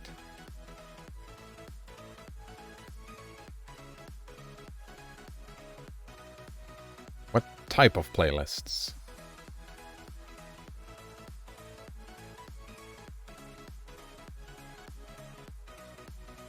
Are you automating the playlist so you have... No, I want more information. Also, I want to report how it went with the jaw and the doctor. You said you were going yesterday, right? If you don't mind, that is. At the same time, he crowns all his other merits by a religious... Alright, yeah. Ego. Blasphemous says, my music library is too large and I add music weekly, and sometimes I don't have time to start adding new songs I downloaded. Then I forget I even wanted to add it.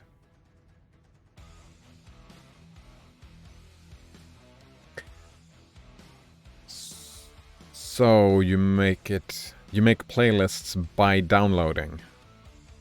Is it like based on genre, or what kind of structure do you have on your playlists?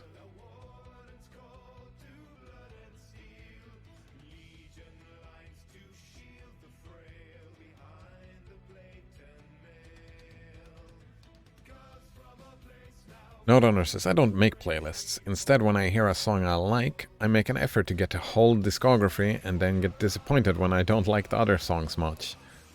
And then you have a lot of trash. Blasphemous says, that's what I was doing when I realized I had too much damn music, lol.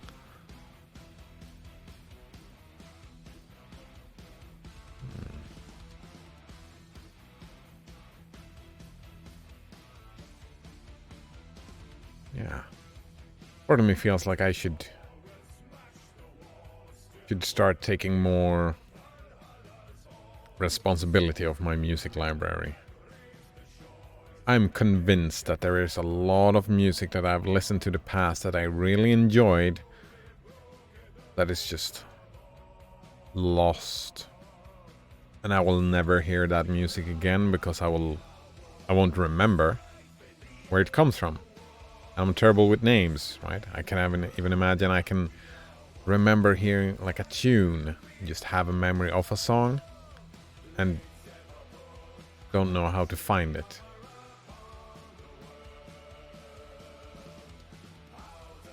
No, I think I'm giving up on the idea of having FLAC for everything.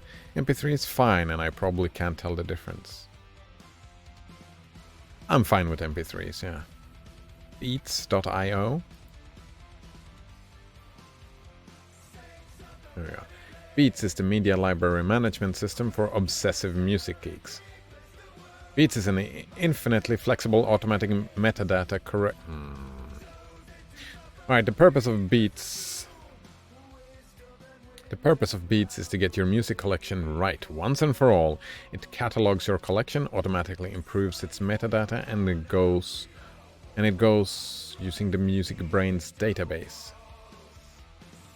Then it provides a bouquet of tools for manipulating and access your music.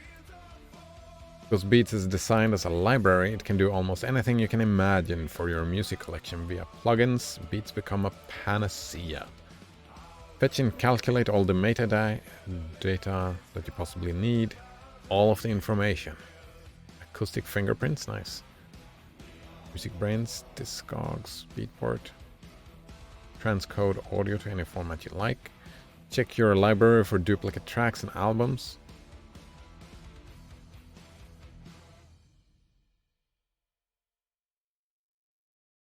Pip. It's Python. Alright, so we take that under fun. Yeah.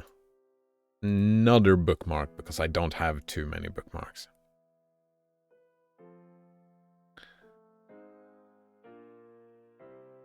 Plasma says, I am too OCD and need to rename everything myself. Oh, wow. Couldn't... Right, if you're... right. Even if you're OCD, right? Can't you use the system, right, some system like this, and just inspect, right? You don't have to type it out. You can inspect the renaming convention and see if they work or not. So you don't have to retype everything yourself. Instead, you just have to inspect and retype where it fails. Maybe? I mean, I don't know, I can't relate really.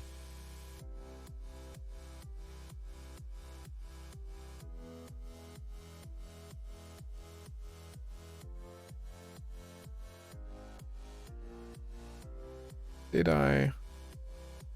Don't remember. Yep, I did. Alright. Owner says, gives another thing, Music Brains.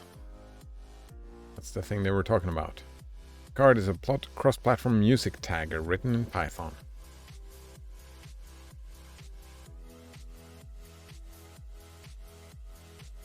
Music tagger.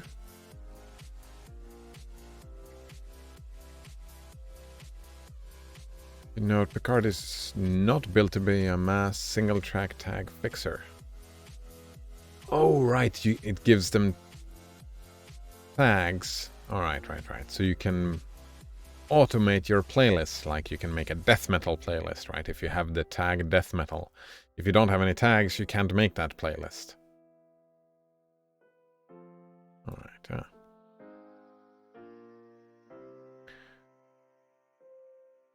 How far do we have to go? Not long now.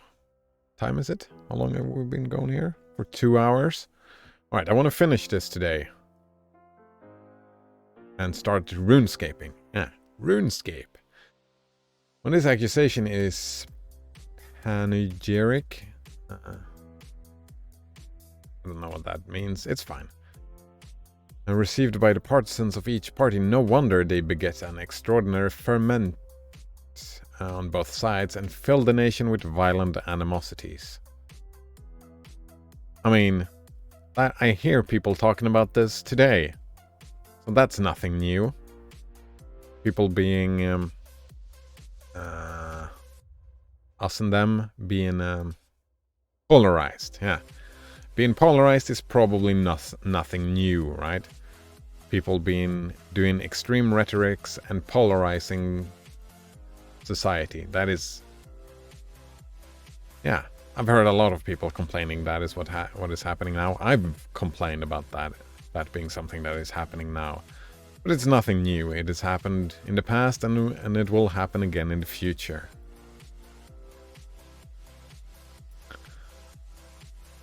Plasma says, take your time, RuneScape, and it's 4,000 plus hours of gameplay. Can't wait, Kappa. I'm curious. We'll see. I'm curious about RuneScape. My guess is that I'm gonna stay in RuneScape for a couple of days, a week, somewhere in between there, and then I'm gonna be happy. Maybe. That's my guess, but we'll see. We will see indeed. Note owner says, note, tags in this instance, the music tags, refer to all the metadata of a song, the artist, title, album, etc. Yeah.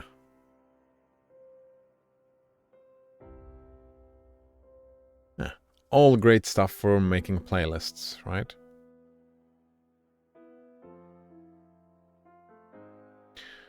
Right. But I would feign persuade.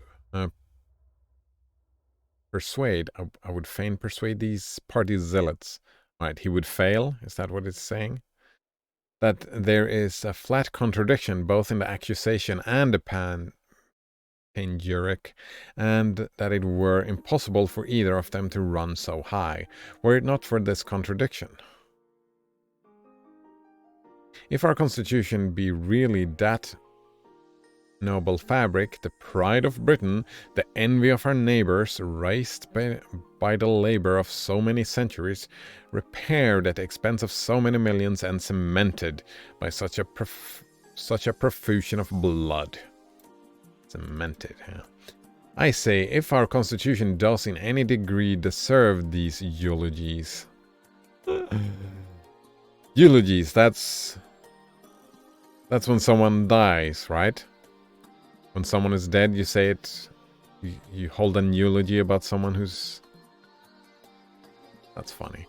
It would never have suffered a wicked and weak minister to govern triumphantly for a course of 20 years, when opposed by the greatest geniuses in the nation, who exercised the utmost liberty of tongue and pen in Parliament and in their frequent appeals to the people. I mean, he is kind of sounding like one of those on the other side, right? This evil minister, it sounds like... I don't know, maybe. Note says, I'm heading to bed. Have a fun time playing RuneScape. Oh, thank you. And thanks for hanging out today. Sleep well. Have a good time until next time, yeah. Hopefully I'll be having fun. But the minister be wicked and weak to the degree so strenuously insisted on. The constitution must be faulty in its original principles, and he cannot consistently be charged with undermining the best form of government in the world. A constitution is only so far good as it provides a remedy against maladministration.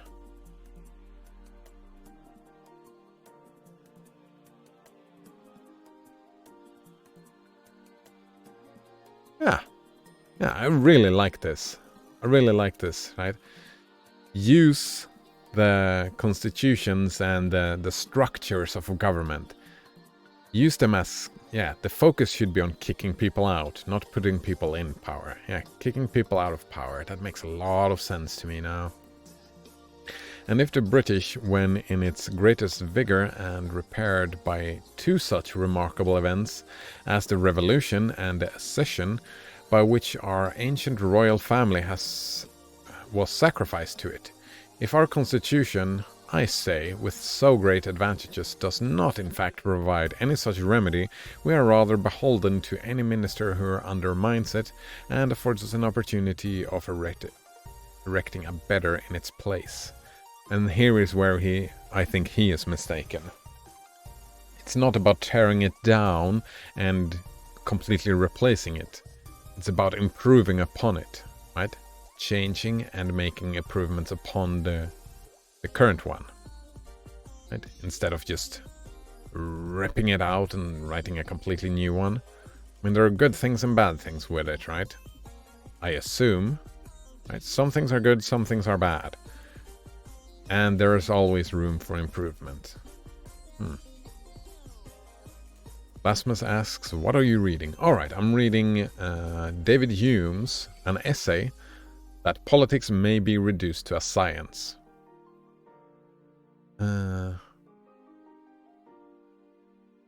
Right. There's been a lot of talk about... Hey, he's talking about the structure, right?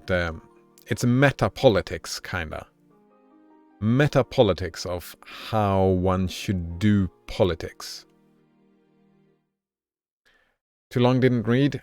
There's been a lot of different arguments. He thinks that he's made an argument that politics may be reduced to a science. I was not convinced. But he made a lot of history. He's done a lot of looking at a lot of history of what people have done in the past. He's been looking at bottom-up and top-down government systems. He's been talking a lot about the differences about actually this very thing that he's talking about here, that a form of government, and that's what he's talking about, a form of government and the people who is in the government. Right? That it's more important the people who actually do the controlling stuff. And the whole point of a structure is to... Actually, my interpretation, let's go back. My interpretation is that we have two different things. Government consists of two different things. Making laws and enforcing and implementing laws, right? And I want to see a separation, a bigger separation between these two. And he's talking a lot about the people who's doing the implementing stuff, and that if you don't have a clear job description and rules for them to follow, they will just do whatever the fuck they want, like past monarchs, right? He's been comparing it to history, right? You have a monarchy that can be prosperous and everybody's happy, and then just this exact same system. I'm a leaf on the wind. The exact same system with the next king, and it will be all oppression and terribleness. Because of the person, not the form. Yeah. Lastman says, bring back the guillotine. Problem solved. Oh, nice. But that's about tearing down, right? This thing is about building, right? It's about building a political system. Improving on the political system. Right? And the guillotine, right? If you need the guillotine, my argument, right? That is something that I thought about. The biggest thing that I have gotten from this is that political systems is about, nowadays, is about putting people in places of power, right? You elect the president and whatnot. That is the focus of the political system, right? We have elections and we elect a president. And the idea that I got from this, he didn't say it straight out, but that the focus should not be right on that part of politics, right? Implementing and enforcing laws. It should not be the focus on putting someone in place because, well, hindsight is 2020. You cannot know beforehand if they will do a good job or not. So I would prefer a system where it's super easy to fire someone. Build a system around firing people, right? Guillotine is a bit extreme, right? Instead, just get rid of them. And my idea was something like some type of approval rating, right? If the approval rating falls below, I don't know, 60, 70%, something like that. If it falls below that, they get fired, and then we have a new election or whatever. And someone else gets the job, right? So we have a system built around firing people. Because how else, right? If they don't have the job, how can we evaluate how well they will do the job, right? We can't. We can't do that. Instead, they just get fired. Think that. Lastman says, this is how you keep them in line. The punishment fits their betrayal. And I disagree, and that's kind of what Hume disagrees with too as well, right? You keep them in line, right? Those people, the ones who implement and whatever, you have a very strict job description. This is your job. Do your job otherwise we will fire you. Right? There's no room, right? There should be no room for... Like, of course, there will be personal biases on how you do stuff, and that's fine. But what to do, that is not up to the person, right? That's the whole, that's the whole thing. It should not be up to the person, because that leads to corruption, right? That person will do stuff that suits them, and that will just lead to corruption, and that won't, right? Assuming that you want the best for the people. That is what I want, right? So that is why I want a system like that. Lasmus says, don't fire them, at least imprison them. But that's the point, right? You want a system in place that will never come to that, right? It will never come to that degree of corruption where they would do such terrible things where we would need to imprison or cut their heads off, right? We want a system that is focused about getting rid of them, firing them before they get to do these acts that would warrant imprisonments or beheadings, right? It's way better to get rid of them way before that ever happens. Right? And if you build a system around firing, I can imagine that there would be improvements to that end. Lasmus says, these criminal politicians will keep doing what they do if there is no real punishment. Yeah, right. I mean, I'm talking about hypotheticals now, right? These are, the things I'm discussing are very hypothetical, right? It is not the system we have, right? I would want to see a system where the people who sit in the implementing and law enforcing jobs, those jobs, in my mind, it makes no sense that politicians should have those jobs, right? That makes no sense to me. The politicians should not have those jobs at all, right? Because what is the job of a politician? It is to be opinionated. What is the job of someone to implement these laws? It is not to be biased, not to be opinionated. It is just to be competent in organizing big organizations, right? Big structures. And that is not what politicians are good at. So I think, I think the fact that we have politicians as presidents and prime ministers and whatnot is a sign of corruption. It is a sign of a system that is not working very well, right? It's about power-hungry grabbing people who want all the control for themselves, right? That is what we end up with, and I think that's I don't like it. So yeah, the whole thing about firing people, that it's very hypothetical. It's what's in my mind, if what changes I would want to move towards, right? Improvements upon the current system. Blasphemous says, the people that voted for them are usually blind to their actions and make up excuses for them. That is why I said like maybe 70%, right? If we have, what is it like? In Sweden, you don't even need 50% to get into the prime minister spot, right? You don't need a lot to get in, which is fine, right?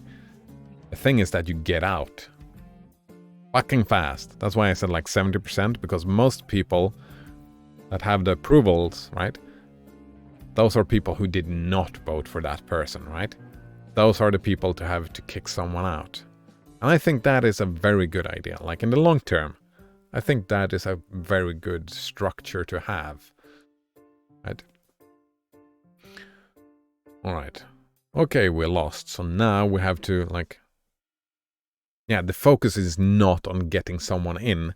The focus is when do we kick someone out? I think that... Really like that idea. Lasma says they should not be receiving money from any corporations. Yeah, we were actually talking about that before, right? There should be structures in place, right? As soon as they are benefiting for themselves. Again, that's part of the very strict job description, right? Very strict job description. You get paid this amount. Any other money on the side that you can earn should not be, right? That would be sufficient to get fired, right? Oh, you have a hobby where you make your own booze on the side and sell that. Well, now you're fired.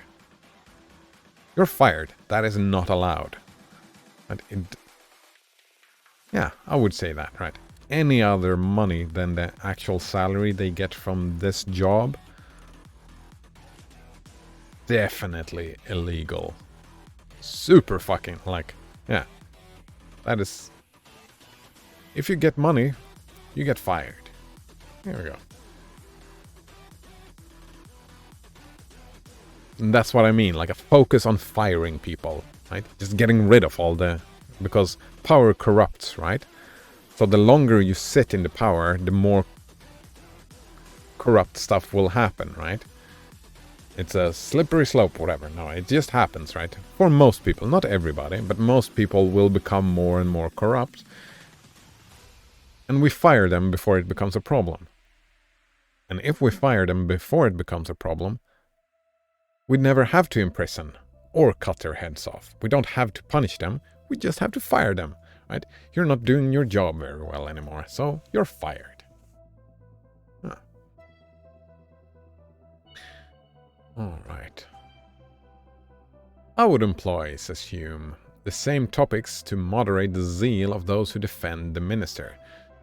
Is our constitution so excellent, right? The people who voted for, right? That's what he's talking about, that exact thing you were talking about, right? I would employ the same topics, yeah.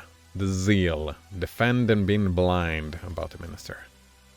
Is our constitution so excellent? No. Then a change of ministry can be no such dreadful event, right? Yeah, change the ministry, just do it.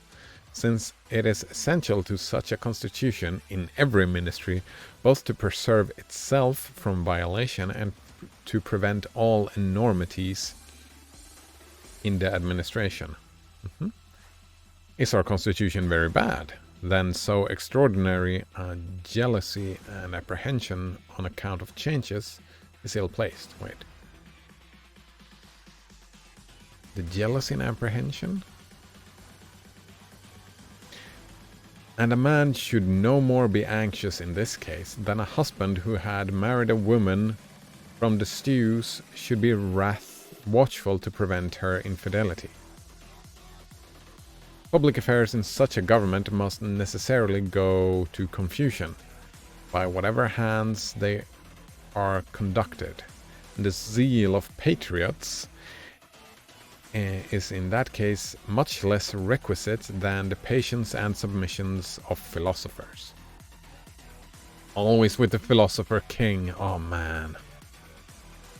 That is such a common theme with philosophers. Always the philosopher king. The philosophers, they always know best, right? We always know best, therefore we should make the rules, right? Not the dumb masses who are just blind and blind to their actions and make excuses. They are not allowed to rule. The philosopher kings should be the ones to rule. Which is just... That's a cesspool of corruption right there.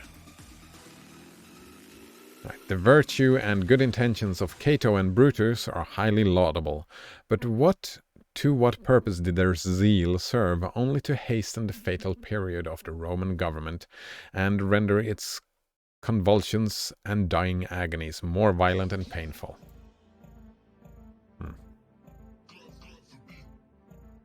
Blasphemous says, yeah, the masses are pretty dumb.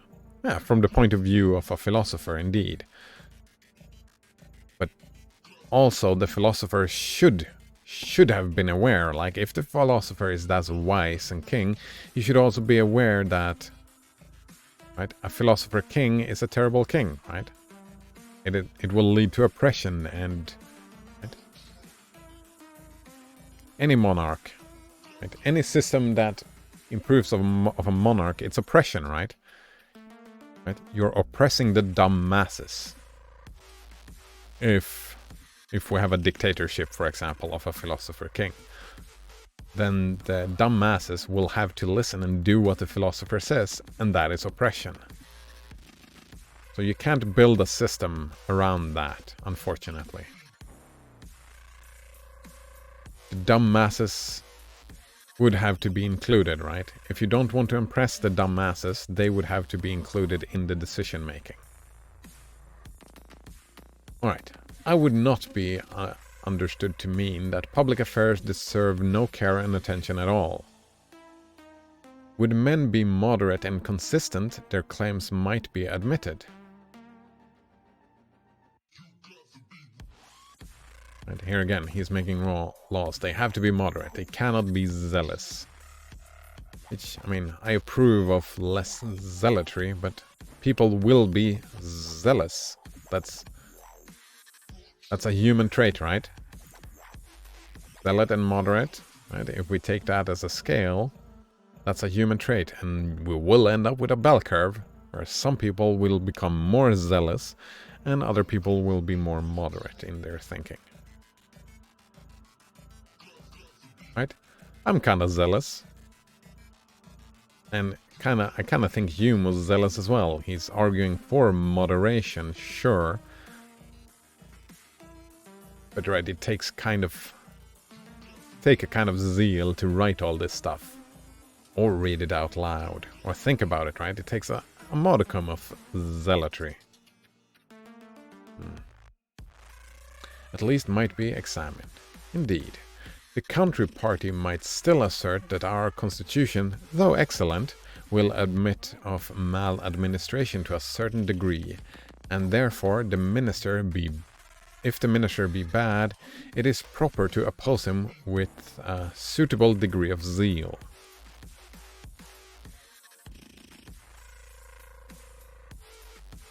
I mean, that makes sense to me, right? If you have a minister that's bad, oppose him with a suitable degree of zeal, that makes sense. How is that connected to the Constitution, though?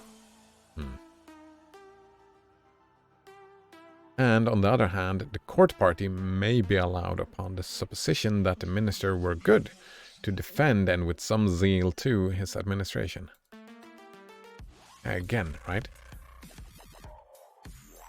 Now we're talking about the rule makers again, right? Flipping back and forth. I really want a separation between those two. Yeah. There's completely different job descriptions. And I would argue for it makes a lot of sense to have a lot of zealotry in the politicians, right? The rule makers. A lot of fancy rhetorics and whatnot. That makes a lot of sense to me. Like all that squibble and argumentation and debating and yeah, all that argumentation, all that zealotry, right? Because if you have all that zeal, that's an idea that has really convinced you, right? You're really convinced of an idea. Therefore, you are in a good position to argue for that idea. While people who are vehemently opposed to the idea, like to a zealous amount, are probably the best people to find arguments against the idea, right? But again, like, yeah, I want to separate them. Definitely separate those two parts of government. And completely different structures. Yeah. I would only persuade men not to contend as if they were fighting pro Ares et Focis.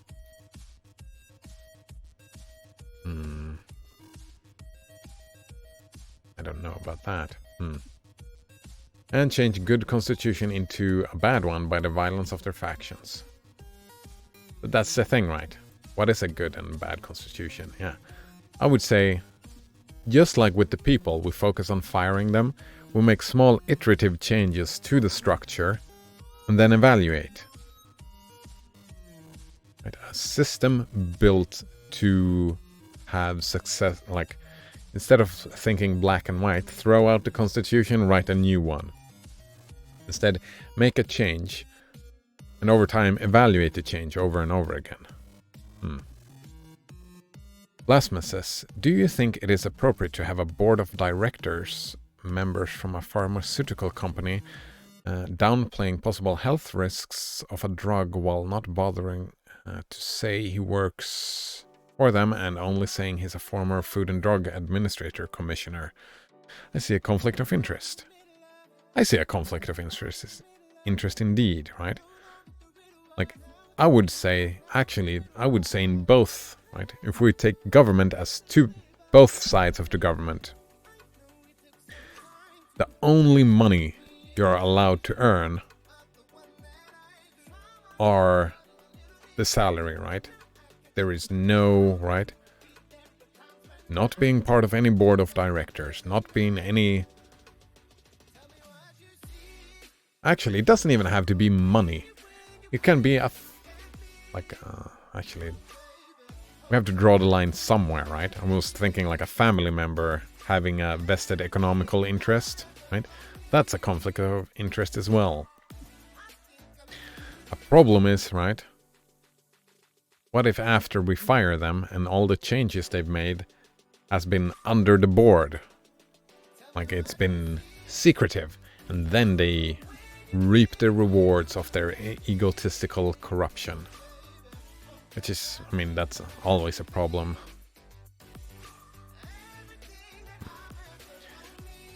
But yes, no, I think it's very inappropriate.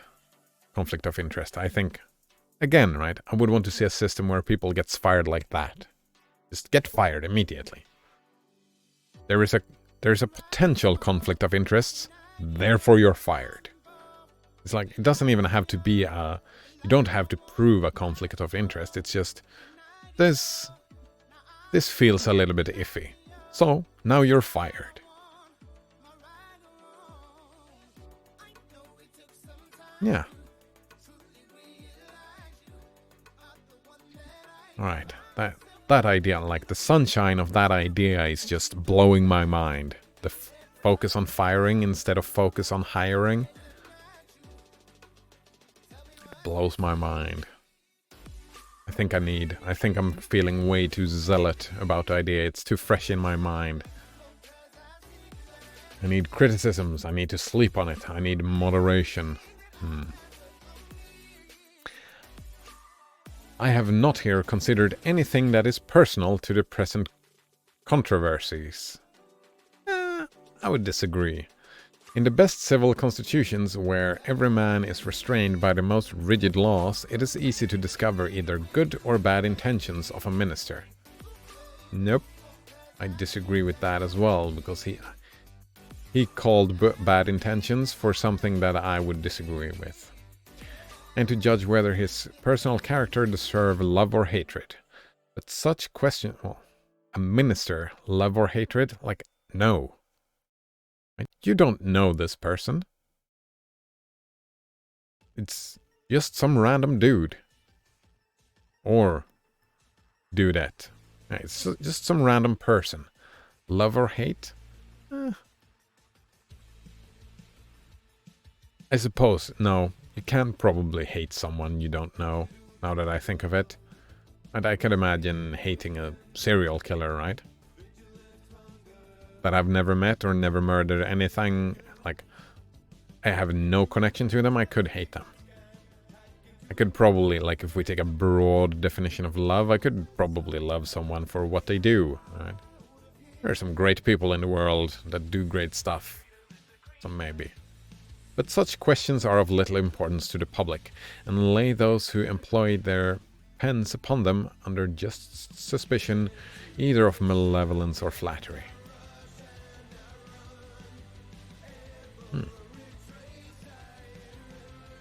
Blasphemous says, sadly, the average person just doesn't care.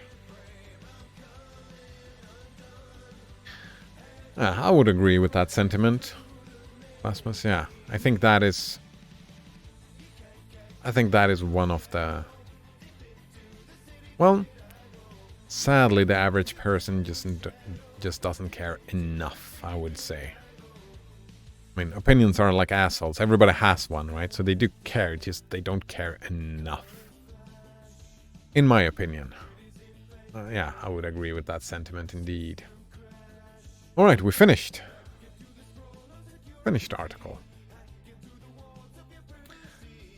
In general, right, I think the main thesis that politics may be reduced to a science, right, he had a structure, right? He thought in the middle here somewhere that he knows, right? This is what a government should look like, and it should look like this. Yeah, right, here we go. That a hereditary prince, a nobility without vassals, and people voting by their representatives. He says like that is it. That is scientifically the best way to do a government. And I'm like, no, dude. Just no, dude. You have not reduced it to a science. He tried to make it a priori, like compare it to maths up here, which did not convince me to.